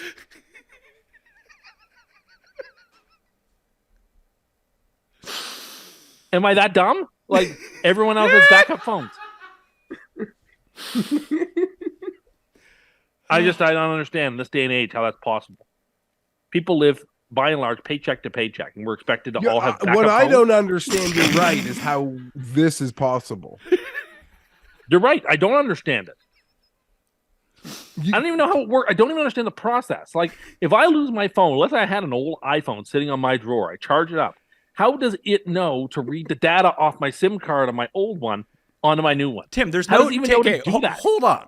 Before we get into this entire thing, which I promise we'll get to in a second, your SIM card is just an activation for your network. It doesn't. It's like a flash drive for your phone. No, it's not. It does not have all of your stuff on it. If you took your SIM card out of your phone right now and plugged it into a different phone, you would just have your phone number. That's it. Like your Twitter is not on your SIM card. Well, you said it has my networks, all my social networks. No, it doesn't have your social. Jesus Christ. Your You network. said it has my networks. Yeah, So, my like, social no, to network, connect. my contact network. No, all my like from your networks. provider, from like Bell, from the Rogers, service TELUS, provider. Verizon, whatever it might be. Yeah. It connects you to the internet or to their phone. Towers. It connects you to their Yeah. towers. Yeah, because it's an ID number or whatever. It's got That all my has info nothing in to it. do with Facebook. And then it like Bluetooth tethers to the cloud or whatever. It has all my stuff. Well, you're getting closer here to what the actual question was at hand. Tim, people aren't walking around with backup phones. People are backing up their phones on their computer. Drug dealers walk around with multiple phones. Yeah, they have burner phones. Stringer Bell has burner phones. What was asked of you in the first place is whether you back up your phones, which would be all of the information on your phone. We explicitly discussed. Yes. Everyone saying they had backup phones. Yes. When you say everyone, the three of us trolling you in our group chat. Yes, that's what we did. Oh my God, you're screwing with me.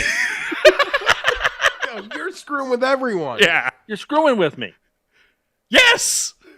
We didn't think that you would fall for such an obvious lie. Let's just cut this. I have another topic then. This is stupid. I was also screwing with you when I brought up the golf club thing. Well, no, but like our friend Tim Butt, I'll say his name. Tim Butt told me this weekend his phone stopped working, so he backed up his phone. Has a backup phone that he uses. Yeah, no. And I asked about this, and he said, who doesn't have a backup phone? That is true. He does have, I have my old iPhone at home that if anything happened to my phone right now, all I would have to do is plug it in or even just download, my cloud information because everything's saved to my cloud. So everybody has a backup phone, apparently. Not everyone has a backup phone, but everyone backs up their phone. Well, they're supposed to back up their phone so you don't lose. Backs it up. I mean, all the information on your phone right now, that if you turn on your iCloud and you pay for your iCloud for the $1 a month or whatever it is, I don't pay for anything. Well, then you probably haven't backed up your phone. That's why we asked you if you were backing up your phone. What are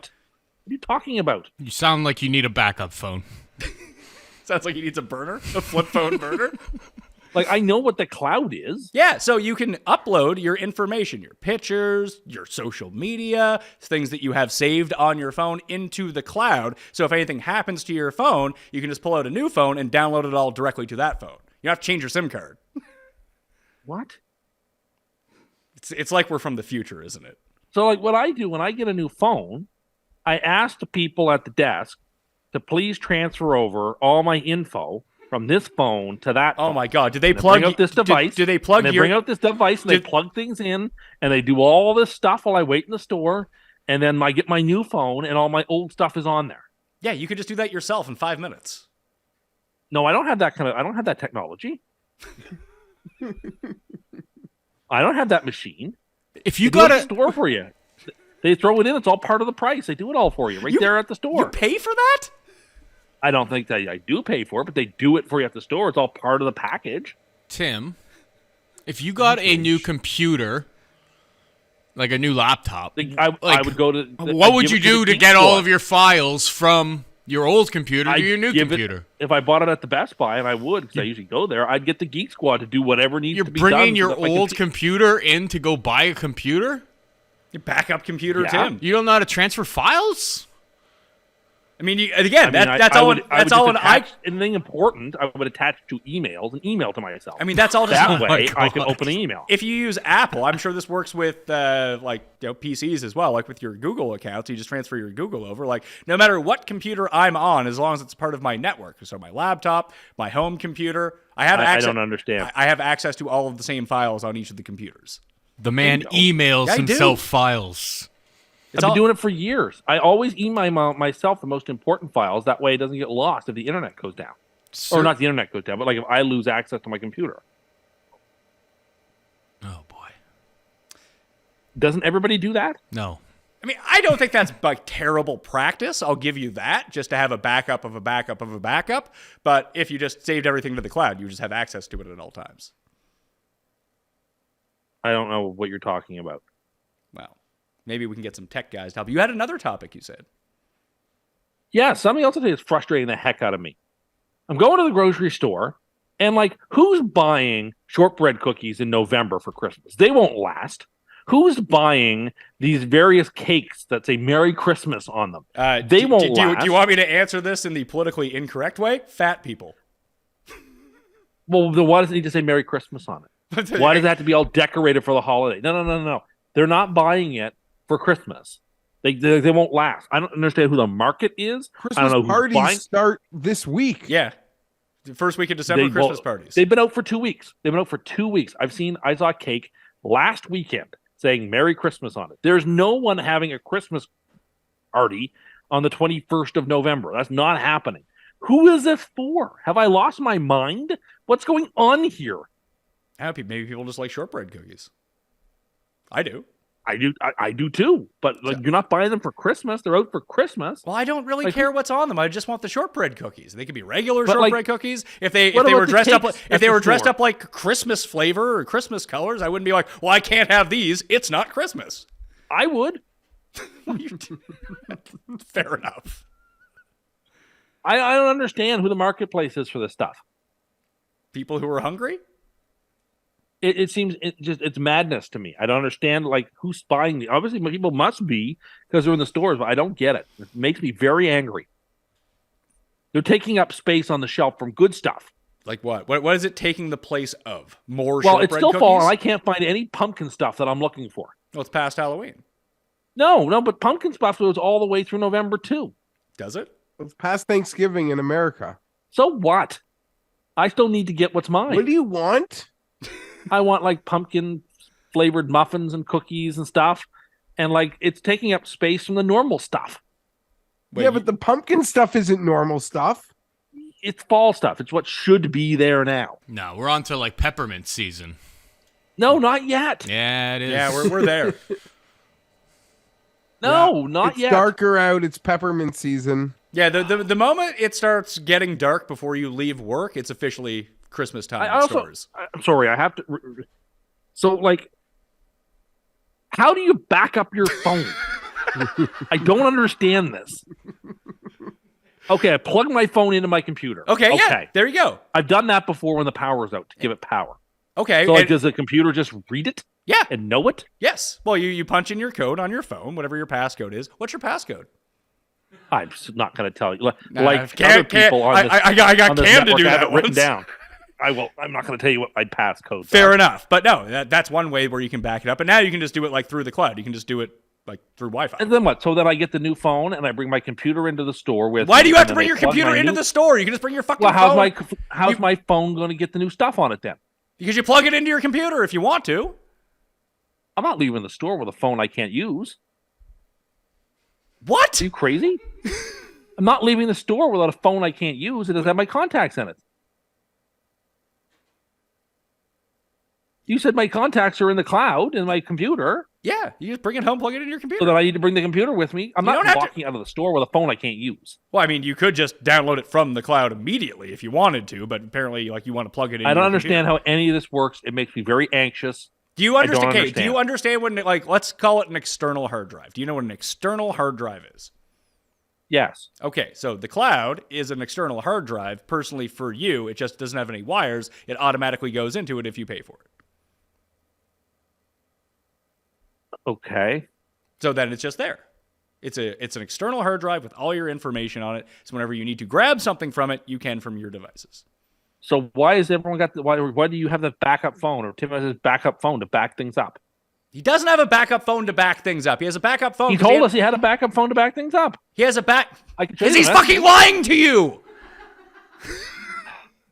He has another phone. I have another iPhone at home. My old iPhone from like 5 years ago. That if my phone broke and I needed to get all of my information, I could turn on that phone and just download everything I need onto it. Then I have my phone. My brain hurts. This is Geoff. Did this deliver on what I promised you? It was very weird. It's kind of like like you're surprised, but you're not surprised based on other things Tim has said in the past. But to be that clueless about it, I don't know. That's pretty weird. Paul, you had a comment on this? And to be that gullible too, to think that everyone's walking around with like 3 burners. Oh no, but I've been yelled at in the past by a friend saying, people aren't out to get you. People aren't out to just tell you lies and confuse you. Well, when you say the most moronic things and you hang the fruit that low, they can't resist. I simply asked why he had backup phones. Because that's the way it was. Do you still think your car charger can blow up your car? No, but my car charger broke the other day.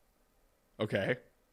It snapped off. The little end snapped off. Hopefully someone gets you a new one for Christmas now that they're hearing this. I had to go to the store and buy a pair of tweezers that didn't own any so I could pull the thing out of my phone. Oh, out of your phone? Like the little metal part snapped off. How did that and it happen? was stuck. I don't know, but it You must snapped be real off. rough with that. I don't know. I pulled it out and it snapped off and it was stuck in the jack of my phone. Did you buy one of those low grade wires from like the gas station for like $3? Cheapest possible one you can buy. Yeah, there you go. I went to the dollar store and bought the cheapest. I was so shocked at how cheap it was.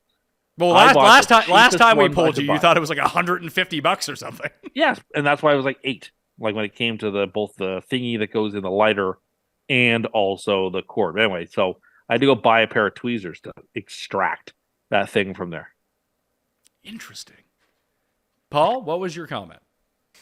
Well, Tim said that his brain hurt. I thought maybe he had like a brain swell and maybe he needs Brian Robinson's big hat. Oh, I love this big hat.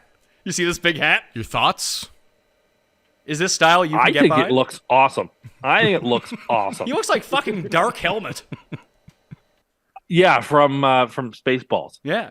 Like it makes him look tremendous. like it makes him look like a little person.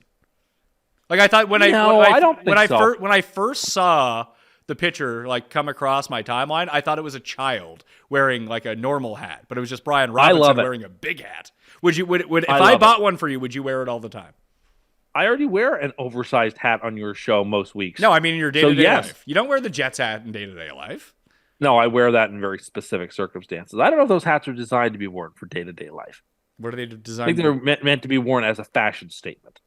You could be wearing a hat. Geoff, do you think you would wear one of these? No. They're the new sponsor of the show. I don't know. I thought it was Photoshop for the first day. Yeah. It's just like that Russell Wilson quote. Who could actually know? I think that is fake, though. But it would make sense, is all I'm saying. No, apparently that's real. Oh, the hat is real. The hat is real, yeah, the quote. Yeah. I don't care if it's real or not. I'm just going to pretend like it is real and go with it. Anything else, Tim? I can give you some lessons on how to back up your phone. I'm sure the people I still don't quite understand how to do it, but... You don't really have to do anything. You just have to pay for the iCloud. It's like $1 a month. How much have you gotten in any altercations at the grocery store? Not that I can think of. Not that I can think. There was one. No, anyway. I think a lady was counting how many items I had in my basket. What? I think somebody was counting how many items I had in my basket in the checkout line. In the express line? Under 15 or whatever. Yeah. How many? But I had enough. I was below the number. But I just sensed that one lady was looking at my basket in a strange way, and I was going to say something, but I didn't. I was going to say, "You really interested in what I'm buying?" Like, so you didn't realize my groceries are so interesting. But I didn't say anything. I kept it to myself, stayed quiet, and just didn't do anything. So it wasn't an altercation. I was the bigger man, but like this lady looked and leered over at my basket, and I was like, "Excuse me, why are you looking at the stuff I'm buying?" Maybe she was interested in what you were buying. She maybe like, hey, maybe I want to buy that too. Not like you said. I was buying nothing remarkable. Not everyone is out to get you, Tim. The lady standing behind you in the express line. No, the lesson here is that people are out to get me. I get it. This is clear, but no. She had a look on her face. It was. She was trying to count the numbers I had. I wish I had 16. I wish she had said something. So you wanted to get into confrontation. I was in a mood that day. I would have gotten into that confrontation. What would you have done? I would never have started it.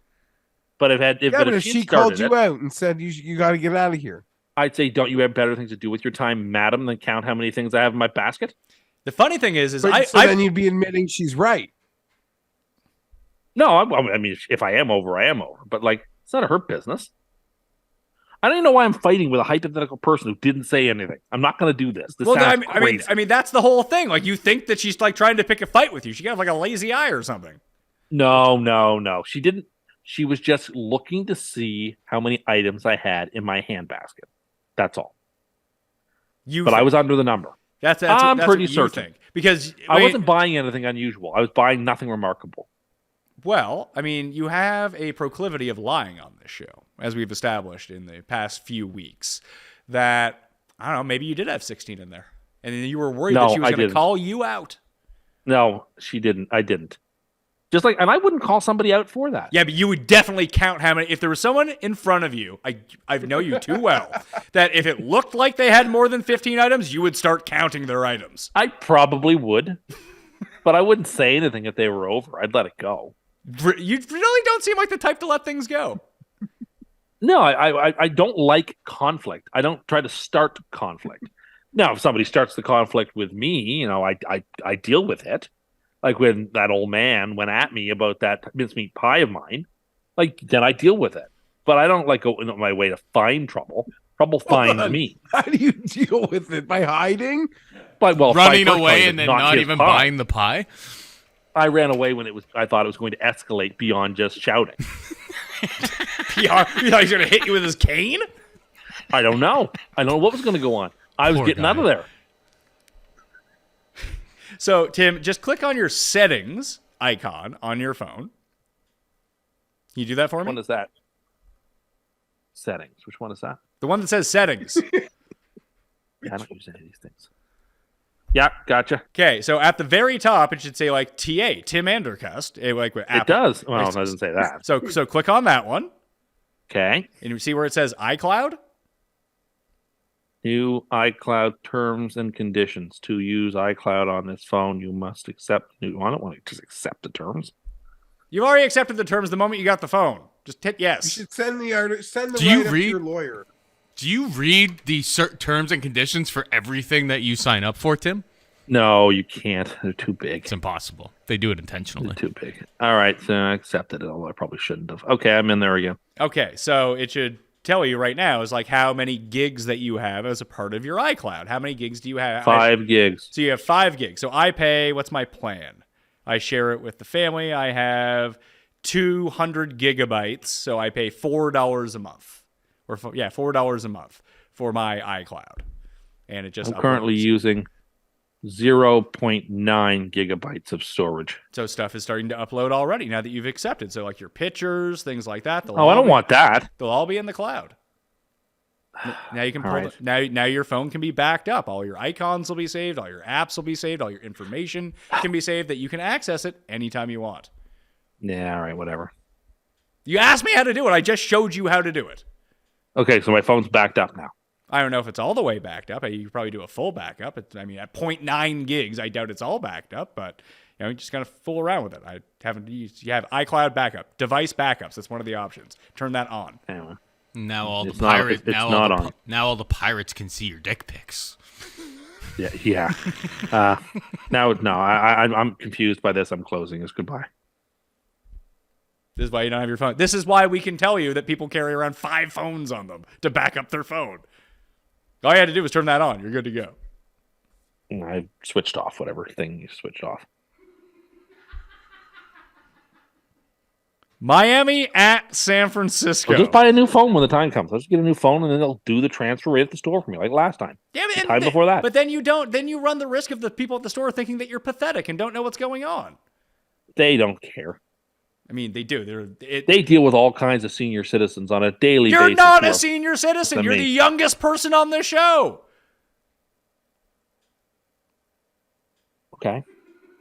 So maybe don't How many hold your- backup? Maybe Do you have backup phones, Jeff? Do I back up my phone?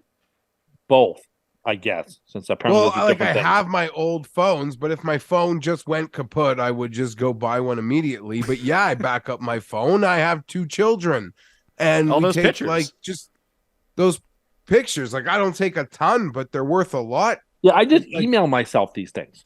You email yourself every picture. You're every basically picture, my but, wife's. like- You're basically my wife's dad. Not every picture, but like things that I don't want to lose, I email myself. That way I can know where it is. But I don't know what I don't want to lose.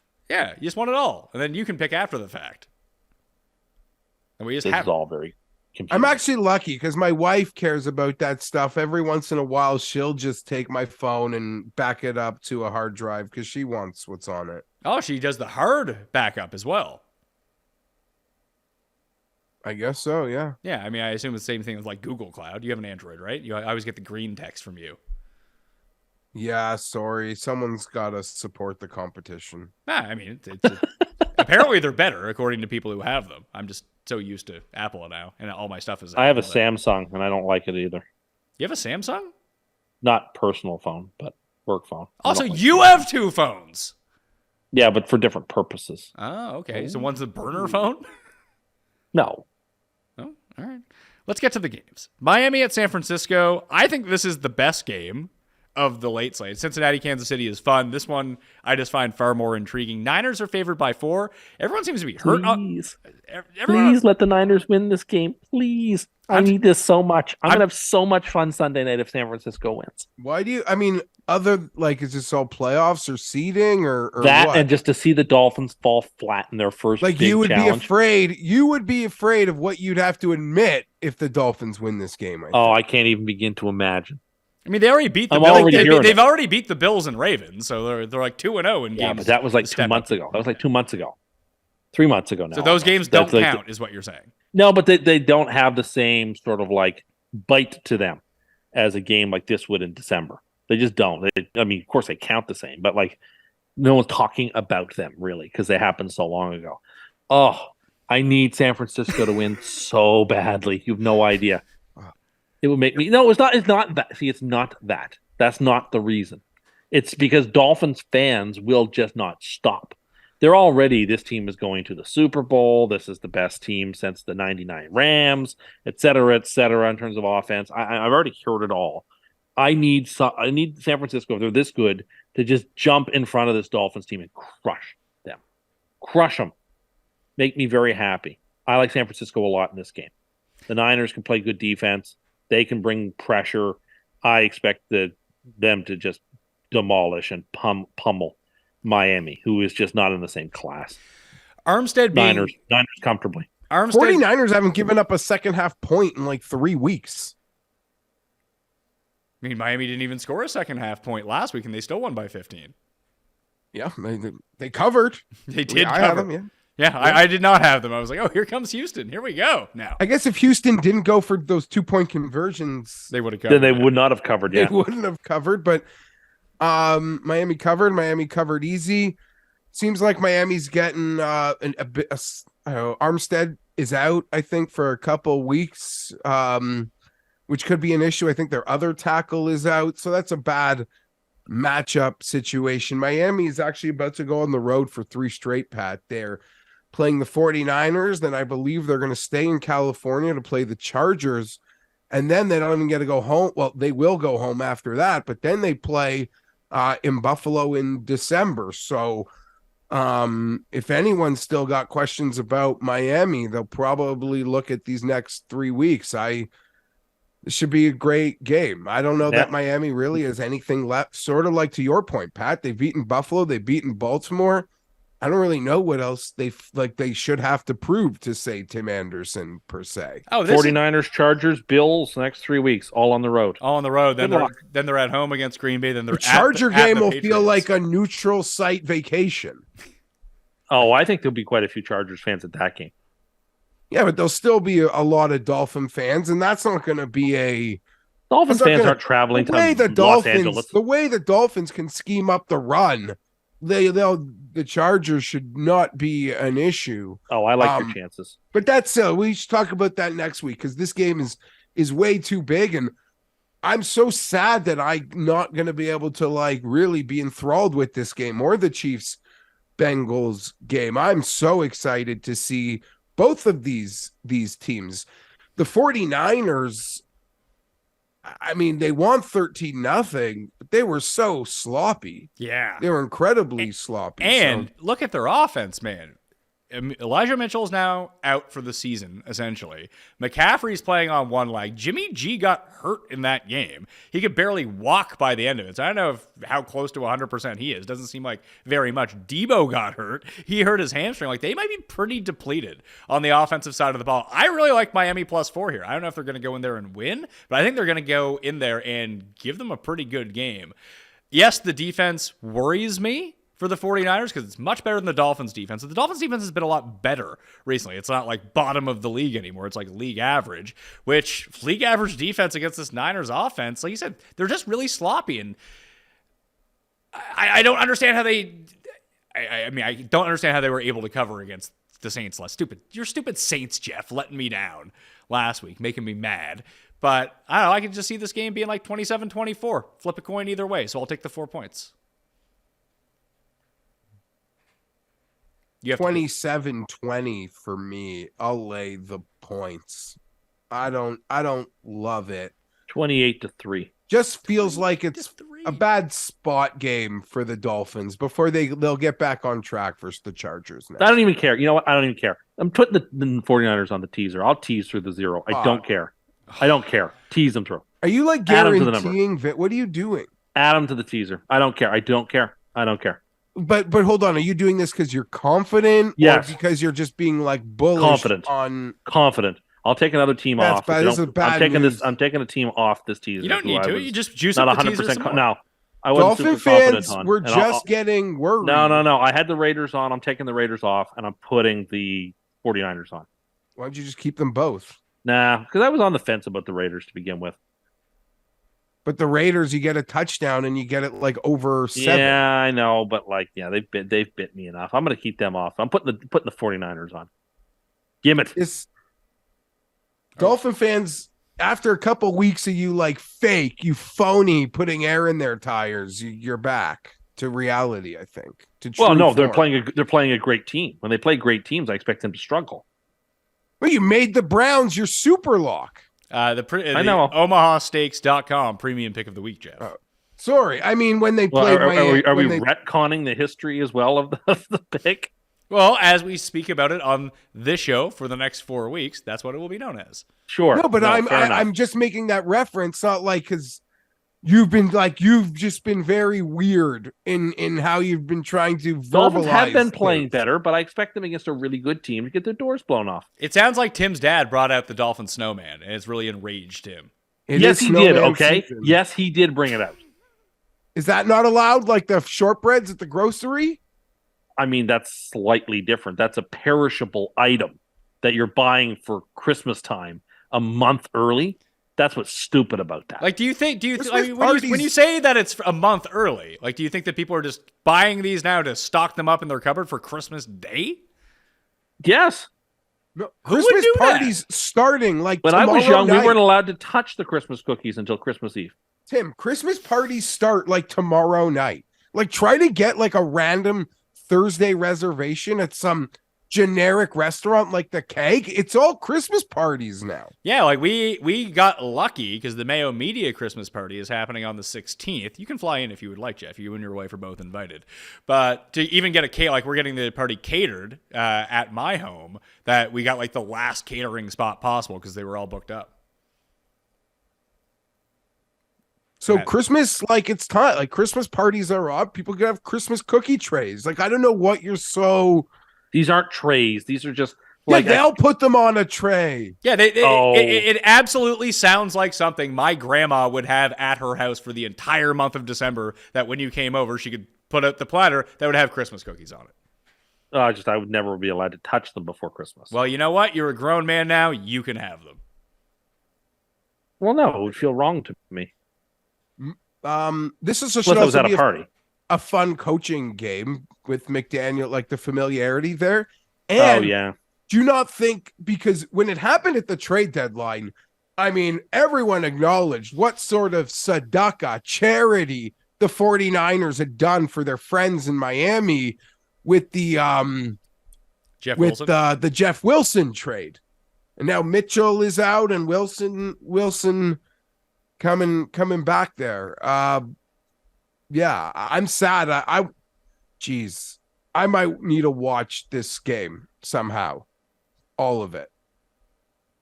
Just have it on Red Zone. Just have it on your fourth phone. There will be no, Good luck. I'm kind of expecting to find the recipe for San Francisco. No chance. Now, when he's playing middle of the road or bad teams, yes, absolutely, they can play very good football against like an excellent defense. I expect them to. But he's just playing so well. He's throwing the ball so well. In that, it's also supposed to be rainy in San Francisco that day. It's supposed to be rainy on Sunday.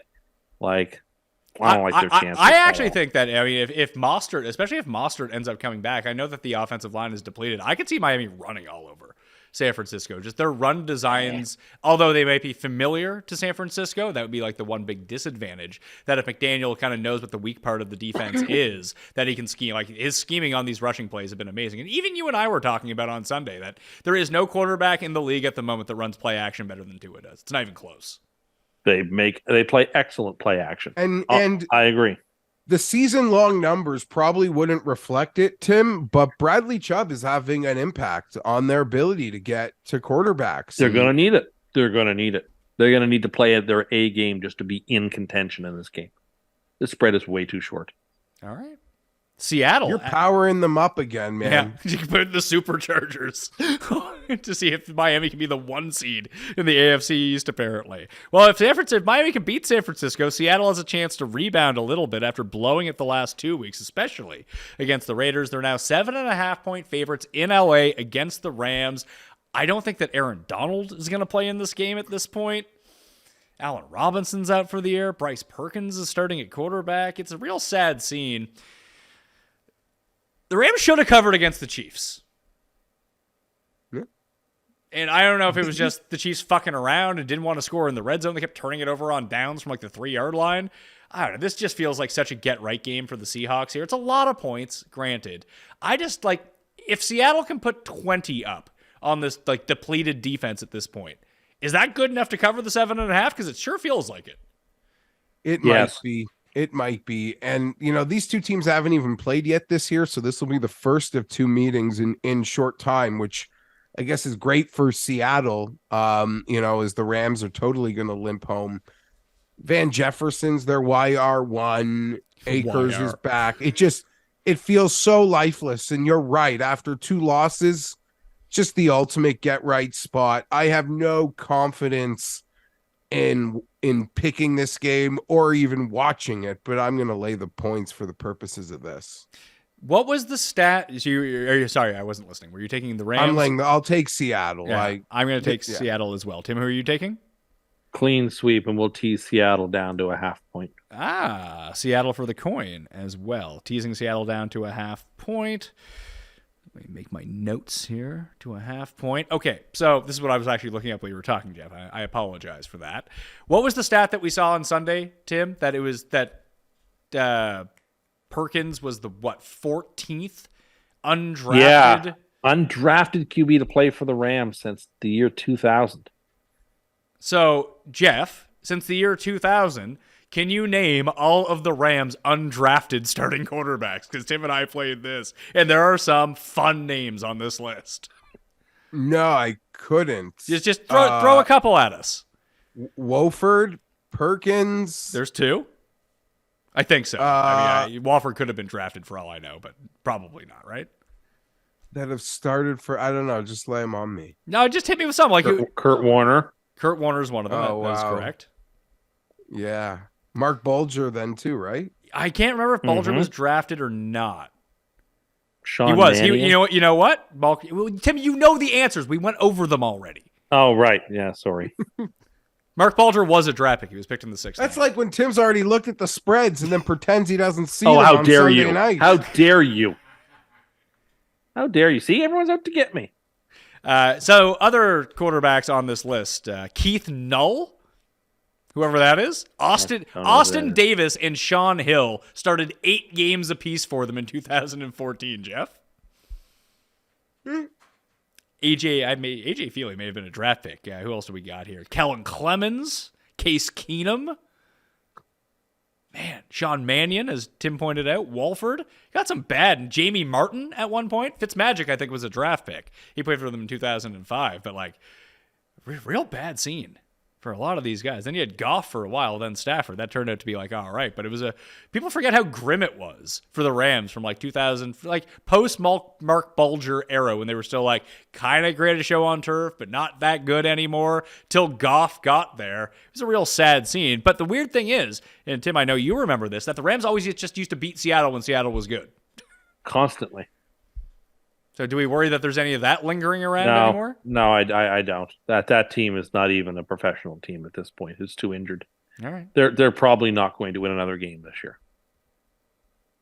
So some Rams money line, huh? All right, we'll have to consider that. What's the Rams money line here? Oh, plus 285. Maybe we can take a look. We at get that. to see them next Thursday night. Who do they play? Against Oakland. Then we get to see them the next week on a Monday night against the Packers. So Raiders, Rams, and Packers, Rams are 2 primetime games in your future. Can you flex Monday in December? No, is that you can't. Next year? No, I don't believe so. Because you can't. Stuck with garbage. That's a part of it. There is Monday night flex. I don't know if it starts this year or next year though for the month of December. I hope so because that game is desperate to be flexed out. There's also Rams Chargers in prime time coming up. Is that a Monday night game? I think it was a New Year's Day game. So it's a New Year's game, Sunday night game. That's going to get flexed out for Seahawks Jets, I bet. Okay. I'll listen, Tim. I would love for you to get a primetime game. Me too. You earned it, buddy. If anybody has. Is that the Jets' only primetime game? No, well, we none. have Jacksonville on Thursday night. Tim in our chat and talking to Tim today, he thought by the time we were recording, they'd have already been flexed into Sunday night because when Chargers Chiefs got flexed in a couple weeks ago, it was on a Tuesday early in the day that we knew it before we recorded. So Tim, that's not happening this week, buddy. That'd have been announced. No, but they haven't announced any of the flexes for that week or the adjustments for week 14. That'd happen today. I can't imagine that Denver and Kansas City is a game they'd want. You can't imagine that they love Mahomes in prime time. Yeah. Is insane to me. Yeah, but they will flex out of teams like that. No, and Jets versus Bills is probably getting Nance and Romo. Yeah, no, there's a bigger game that week. There's a bigger game that's protected that next week. What's the bigger game? On CBS? I'm pulling it up. Yeah, Buccaneers 49ers. That's a Fox game. I don't think it is. The rules have kind of changed on that. It's not NFC. Yeah. The marquee game next week is Tampa Bay, San Francisco, or Miami, LA. The only other game that's possible, and maybe they could take it, would be Philadelphia and the Giants. Bucks 49ers is a Fox game, though. Okay, well, then they can take what CBS is not going to block a 2:00 game, which is what the Jets game is. Yes, they do. They block. No, but it's not a national game, though, Geoff. They wouldn't protect a 2:00 game. They would protect a 5:00 game. No, because sometimes they're out of the 4:00 game because there's a big Fox game. Well, they have Chargers and Dolphins at 5:00. You think Romo and Nance are going to that or Jets Bills? I mean, if it's up to Nance, he'd probably rather go from. He lives or up Raven Steelers. Knowing them, they probably send him to Raven No Steelers. one wants to watch. No one. I mean, it's not 10 years ago. No one cares about that anymore. Giants Eagles is there to flex next week too. We can take that. That would make a lot of sense too. I wouldn't be upset with that. You get Mr. Unlimited versus Mahomes. They're in not. prime time. And listen, Giants and Eagles is a bigger market the than anything story, for even if Mahomes. the spread would be 10 points, 12 points, the story of like Mahomes is TV, and they're okay to still do this Russell Wilson story. I mean, like, Denver has not been allergic to prime time so far this season. Like that's kind of been a polarizing thing that like the plane crash has kind of been interesting from an NFL national arc. I mean, in some put it ways. this way, I could see it being the Chiefs game that gets flexed out, listen, the game on paper should be flexed out, but having Patrick Mahomes in it, you've just seen it. The more they can showcase Mahomes, the more they want to do it. He is the player that they want to pump up as a league. That if you put him in your biggest game of the week, the most watched game of the week, that's good for your league because he's a fun, exciting player that they want to be the biggest player in the league. So that would be it's like putting Michael. It's like literally saying they would pull a Michael Jordan versus a bad team off primetime. Like, no, they're not. Doesn't matter. He's opponent proof to the primetime. I don't necessarily know if that's true. Like I could see it being flexed out. That wouldn't stun me. But the reason that it would stay is because it has Mahomes in the game. Okay, it should be flexed out in the sense that when Flex was created, they essentially promised us, and they said when we get to December, it's to put those like fringe good playoff. games, yeah, and like, those fringe playoff teams. It's the playoff implications that would never get prime time, like your random, Colts versus like you know what I mean. Like what that game was designed to be flexed for was for the Jets, for the forgotten summer entity who's playing great to get in there as they're battling for the playoffs. That was what they said it's for. But they're not going to take the best player on the planet off of nighttime. Let's talk about the best player on the planet because he's in the next game. KC at Cincinnati. Kansas City is a 2-point favorite on the road against the resurgent Bengals, who have, as previously mentioned, a very difficult schedule to end the season. 52.5 is the over-under. Rematch of the AFC Championship game when the Chiefs were running away with it, and then they got caught by the Bengals. The Chiefs actually initiate a lot more pressure this season than they did a year ago, so that could be somewhat problematic. But Jamar Chase should be back this week for the Bengals, and they've been winning these games without him on the field. So that's an interesting dynamic. Joe Mixon should be back this week too. No guarantee on either of them yet, but that's the way that's trending at the moment. It feels like the Chiefs have been playing with their food a little bit the past month or so, and it has yet to bite them in the ass. This does feel like the game where it might, but anytime I can get the Chiefs below a field goal where you're really just asking them to win, Tim, I'm going to take it. I'm going to take the Chiefs -2. That seems like the smart pick. Well, I want to take the Bengals, and I'm going to just do it on the presumption that they've beaten them now twice. The last 2 times they played, the Bengals are trying to play a little better than they were earlier in the year. They're getting chased back. It should be a formidable game, and the Chiefs have sort of sleepwalked a little bit the last few weeks. I think if they want to win this game, and of course they do, they're going to have to play an A-style game to win. And if it becomes a shootout, I'm not so sure that the Bengals don't have the better weapons when you lay all your cards out on the table. So, the tough game. I could expect either team to win. I'm going to go with the Bengals, though. Jeffrey? Like, I'm just going to simple, silly probability here. I mean, I have to lay the short number with the Chiefs. I'm just blindly saying they're not losing to the same team 3 times in a row. Okay. Like, I mean, sometimes not. the simple analysis is the way that we need to go with some of these picks. Two notifications. And on they my- didn't show a single. Sorry, they didn't show a single play last week for today. Like They last showed week, one. They showed was- one, and I mentioned to Pat how stupid it was that they did that.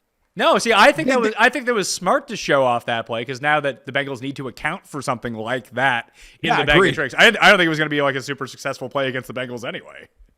I just last week was so vanilla that they, it was a soft game for them. That whole game flow showed it. Yeah, this is it. This is it. I'm going to take the Chiefs here, and sad that it's another great game I'm not really going to get to see much of. So Ben Raza has confirmed for Sunday evening for the live show, Tim, because Meany got his dates mixed up. He's not here this week. He's here next week in the studio for Week 14 Sunday night. But he will be the guest on Friday's DraftKings show now that Tambo is in San Diego, in case you missed that announcement earlier. Does Ben Raza cheer for a team? Ben Raza is a Jets fan. Is he a Jets fan? Well, I don't know how much of a fan of anything he is besides his Okay, Jets, but like his sympathies are with the Jets. Yes. He's a Herbert fan. He is a Herbert fan. That is true. So he's basically that's understandable. There's a lot of people who I'm a Herbert fan. Well, I mean, Ben is constantly online, so you'd have to be a Herbert fan. The Vines, they can't be missed. So Raza will be on with us on Sunday evening, and I saw that our friends responded to the group chat when you complained to them that we all lied to you, and they said, yes, we can't believe you believed us. It's true. And did you find out what backing up your phone is? And I said, yeah, you click the cloud tab on your settings in the phone. And then someone asked if you backed up your phone, which we found out live on the show was no, you did not. No, we'll work on it.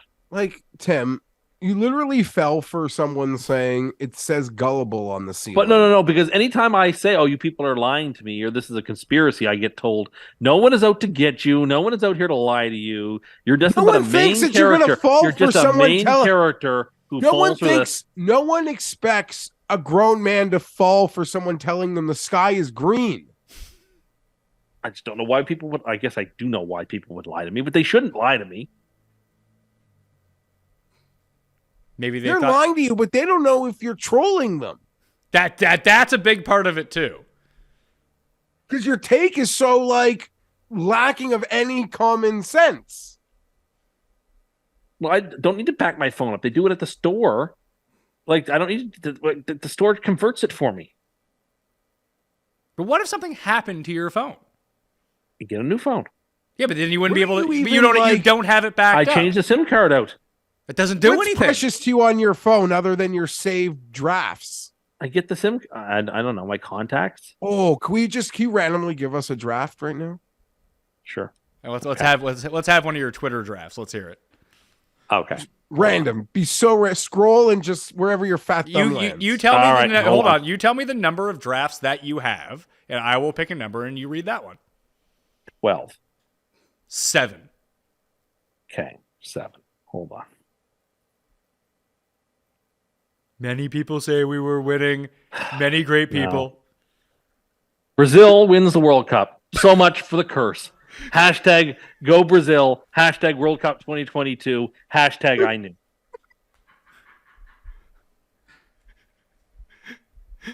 Are there any other teams that you have in the drafts there, or is it just Brazil? It's just Brazil because all the other teams that you picked, I think, are Brazil's who I picked. outside of the No, USA. no. Of those 6 teams, only USA got through. And France. Oh, yeah, France. France. That's like, And he that said tweet is Argentina so- had no chance. Well, they're not He's done. been very right about Argentina. That's true. I've had a very good soccer. I actually had a pretty good soccer World Cup so far. And no one was picking Brazil. So I'm going to be getting a lot of credit if they win. And I'm going to be demanding a lot of credit. If I get the world's largest sporting event correctly. I don't think that people are going to give you a ton of credit for taking the plus 175 favorite in a 32-team event. So what it will prove is there is no curse and we can give up that number. So if they do lose, does that prove that there is a curse? No, and they're not going to lose. Okay. Next game. Oh, your Chargers, Jeffrey. They're at Vegas. Well, that sounds Is this like game on Vine? Yeah, you can stream it on Periscope. The Raiders are 2-point dogs at home against those Chargers. The Chargers finally didn't cover their first road game of the season last week. Oh, I like the Chargers here. Less than a field goal? Sure, they'll win by 3. Geoff. So, does anyone in the orbit know how to get a number on a team's record after back-to-back overtime games? And then this game leads into a Thursday nighter. Probably not. Yeah, I don't know. The Chargers suck, as I think me and Tim spoke about privately. In many ways, we probably learned more about Arizona than we did the Chargers last week. Like, Arizona is dead. If you're going to go 4 straight possessions to end a game and can't get a first down on the Chargers, who have the worst run defense in the history of football, you suck. You suck. The Chargers did exactly what the Chargers do. I mean, they were far from perfect, but if you're not going to get a first down for an hour, they're finally going to score a touchdown. And they won the game. I wasn't that impressed. Corey Linsley left the game. He's in concussion protocol. This has just been nonstop. The second Linsley left that game, Arizona was getting pressure up the middle. The Chargers had to adjust for that. They finally did. Yeah, I don't know. The Raiders, people seem to be in love with the Raiders again. As I mentioned earlier, their hot streak started when Melvin Gordon fumbled. That's nice for them. Do I know how the Chargers are going to cover Devontae Adams or get to the quarterback? No, I don't. But the Raiders are also like the 6th worst team in football getting to the quarterback, even with Max Crosby. So Herbert should be able to get his. But you just got to be so stupid if you can't beat the Chargers the way their run defense is. And maybe the Raiders are that stupid. They most certainly are. Yeah, so if they are that stupid, here's another chance for the Chargers, who desperately are going to need this game. It is very much a hinge game if they want to make the postseason, because it would get them back into the race at 7-5 and hope, the Patriots are playing the Bills. The Dolphins the Bengals are playing the Chiefs. Like, maybe there's an opportunity for some teams they need to lose to win. Even the Jets are playing the Vikings. They're all underdogs in all those games. So Jets maybe there's an opportunity. The Dolphins are underdogs. The Bengals are underdogs. You could be. So I don't need to be on the. I don't seven. need to be on the simulator to know the implications here. I'm very well aware of them. We still suck, and I'm allowed to think my coach should be fired because he's a defensive guy who can't, run defense. To me, it's like defense in basketball. It's a goddamn effort thing. There shouldn't be a way that we can't get from 32 to 25 or something. I'm done asking for league median. I'm done. I'm not that stupid anymore. I'm self-aware enough to know how stupid I am and how stupid that was. But you're going to be like the Zach Wilson of run defenses in the modern era? Fire everyone! I really think Staley has become George when he couldn't find his glasses, where he's spotting dimes. Yeah, but then he's eating onions out of the because he's going for 2 after 3 weeks of being completely unwilling to do anything but punt, like he did in that San Francisco game or against the Chiefs, and now he's going for 2 and a win. Well, that in that game, I don't know. That seemed like an obvious call, but maybe that was just like me knowing the coach. If he wouldn't have gone for that, that'd have been crazy. But I kind of didn't think he would because he's been backing off so much. We are punting on 4th and 1 versus Mahomes. We're going for it on 4th and 3 at midfield versus Brissett with 40 seconds left.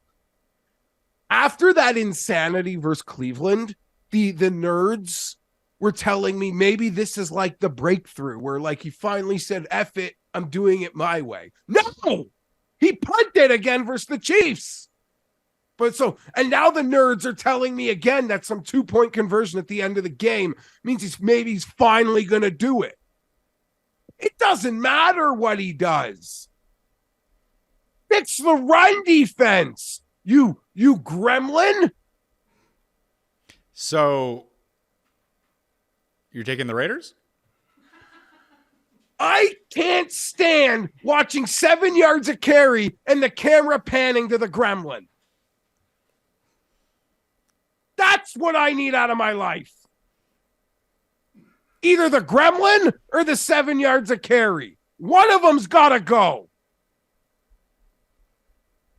So Vegas for Geoff. Tim, who are you taking? The Raiders. Oh, so But only because I'm the honestly, only one on the I Chargers? need, That's fun. I need to cheer against the Chargers. I'm Why? sorry, Geoff. Your failure.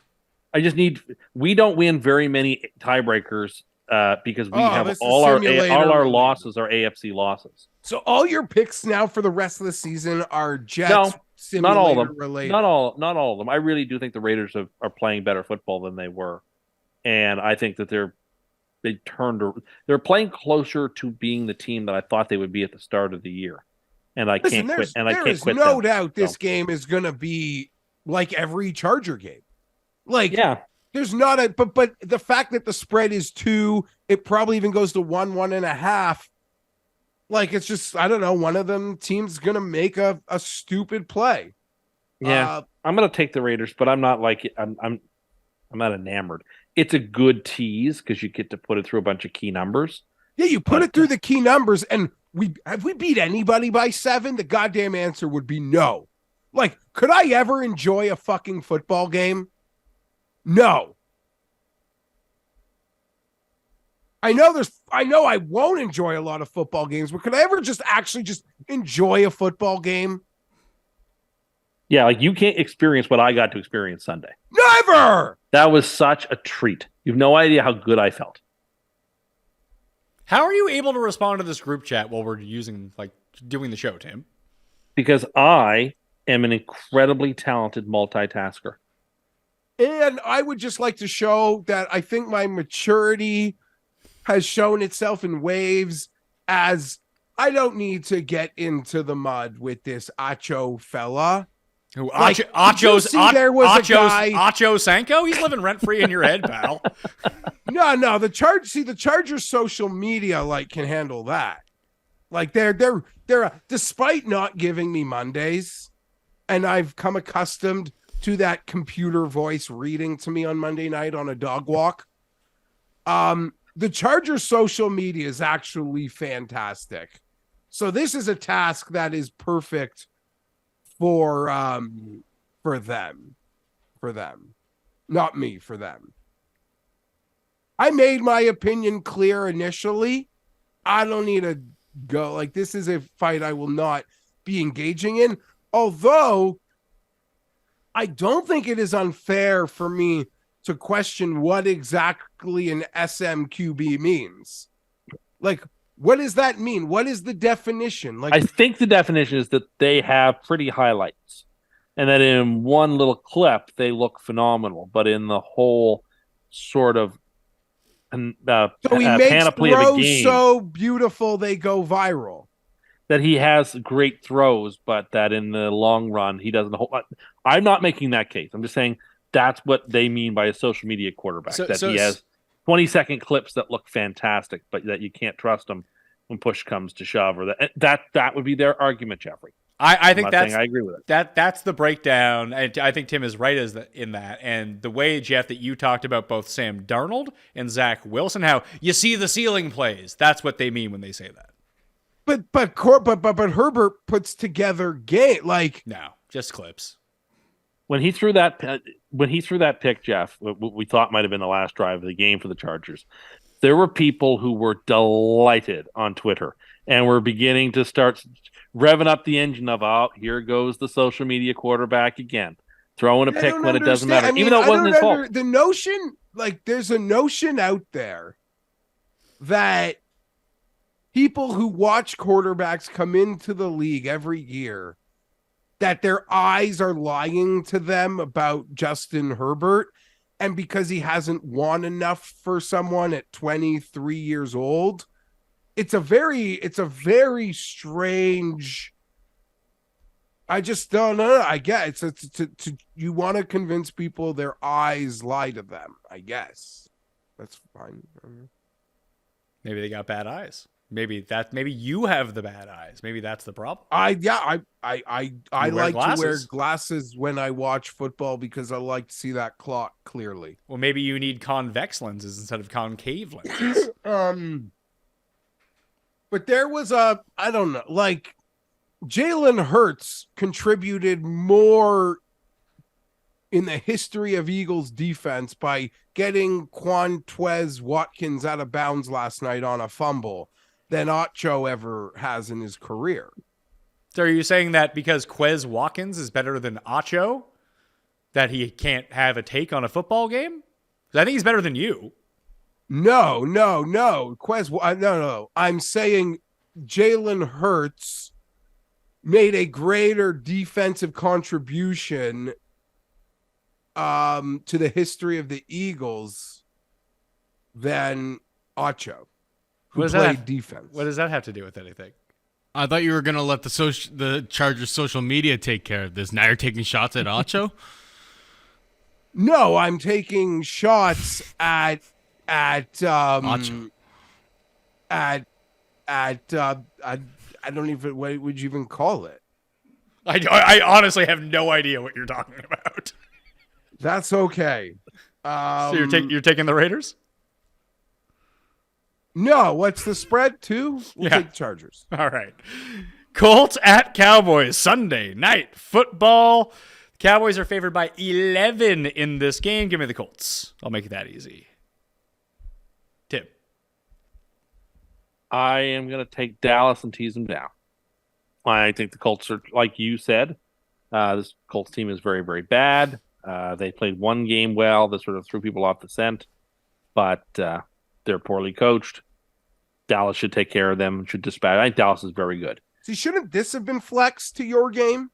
I think there is an argument that, or maybe 49ers Dolphins. Actually, I think 49ers Dolphins should have been flexed to this game. Chiefs, Bengals, 49ers, Dolphins. Those are much better games than the Jets. Minnesota. I mean, no, I agree, but those feel like games that would actually have been protected, so not available. Sure. Yeah, so you could either have Minnesota Jets or have Cowboys in primetime. I think take Cowboys. Yeah, I mean, they have picked flexed the Dallas Cowboys out of primetime in the past, but again, they're going against their principle of what they said the flex was for.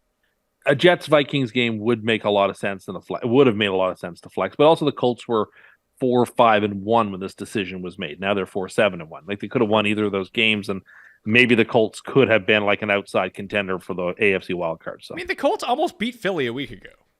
that's what I mean. They almost beat Philly, then they almost beat Pittsburgh. So like we aren't too far from a world where they're 6-5-1 and in the hunt for something. So yeah. I hate this game. I hate the spread. I hate games like this. I'll lean with Pat. I'll take 11 points. Just seems like a lot of points. I know Matt Ryan might be decapitated in this game, but hey, maybe that'll make him better somehow. Who knows? Matt Ryan just continues to defy the odds with his running and like deep passes at the end of games that are Michael Pittman is coming down with. Where was any of this stuff in the first half in the Monday night game? No clue. New Orleans at Tampa Bay. We still don't know who's starting. Or do we, for the Saints? Is it Jameis now, or is it Dalton, Geoff?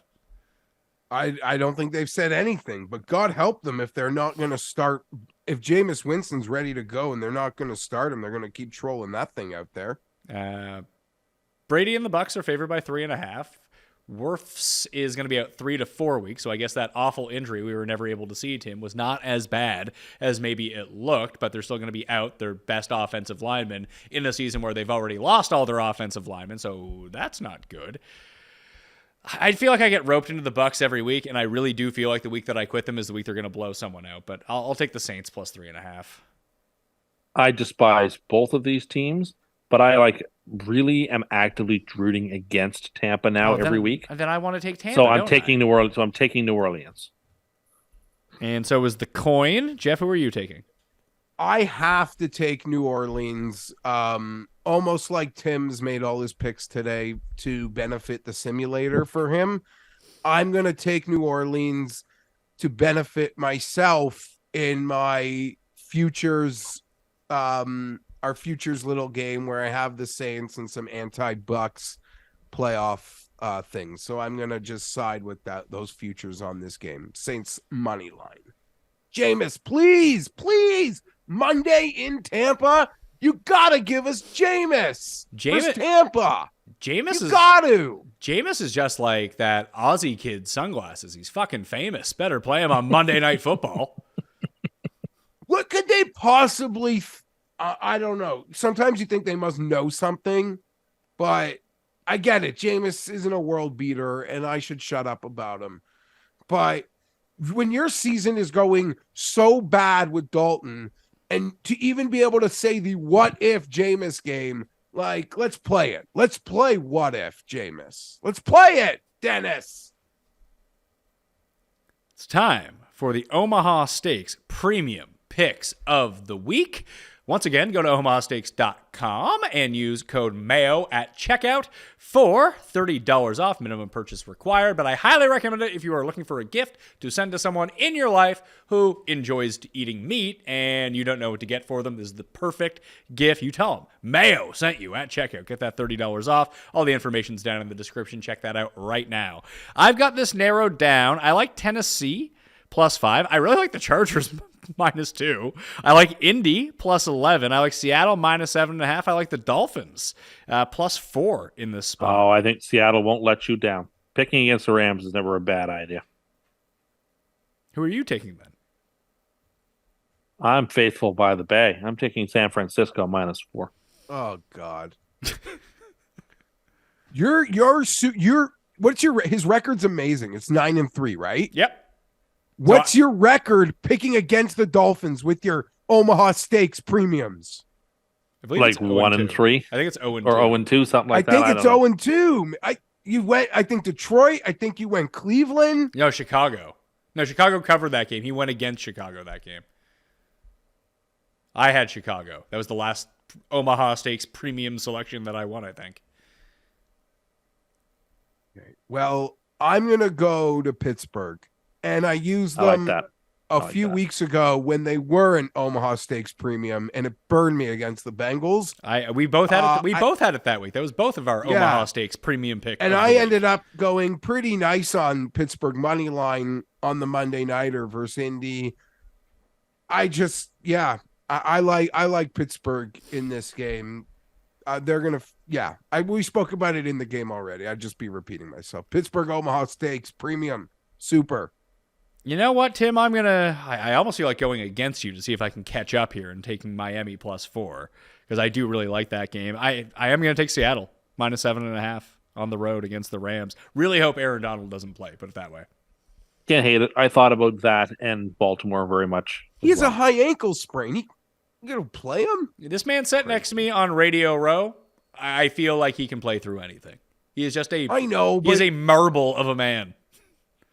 Kind of feels like we've spoken about it, where they are based on expectations, how that team's constructed. Let them all. It's funny because what happened to the Rams this year is exactly what we said would happen to the Rams each of like the past 3 years. That once like 2 of their guys went down, they got nothing behind it. And then it finally happened. But at least they got their Super Bowl, so who cares? And they're about to I have it in front of me right now. If the season ended today, the Lions would get their 3rd overall pick. Yeah, the Lions would have like 3-11 or something like that. 3-13 as of today.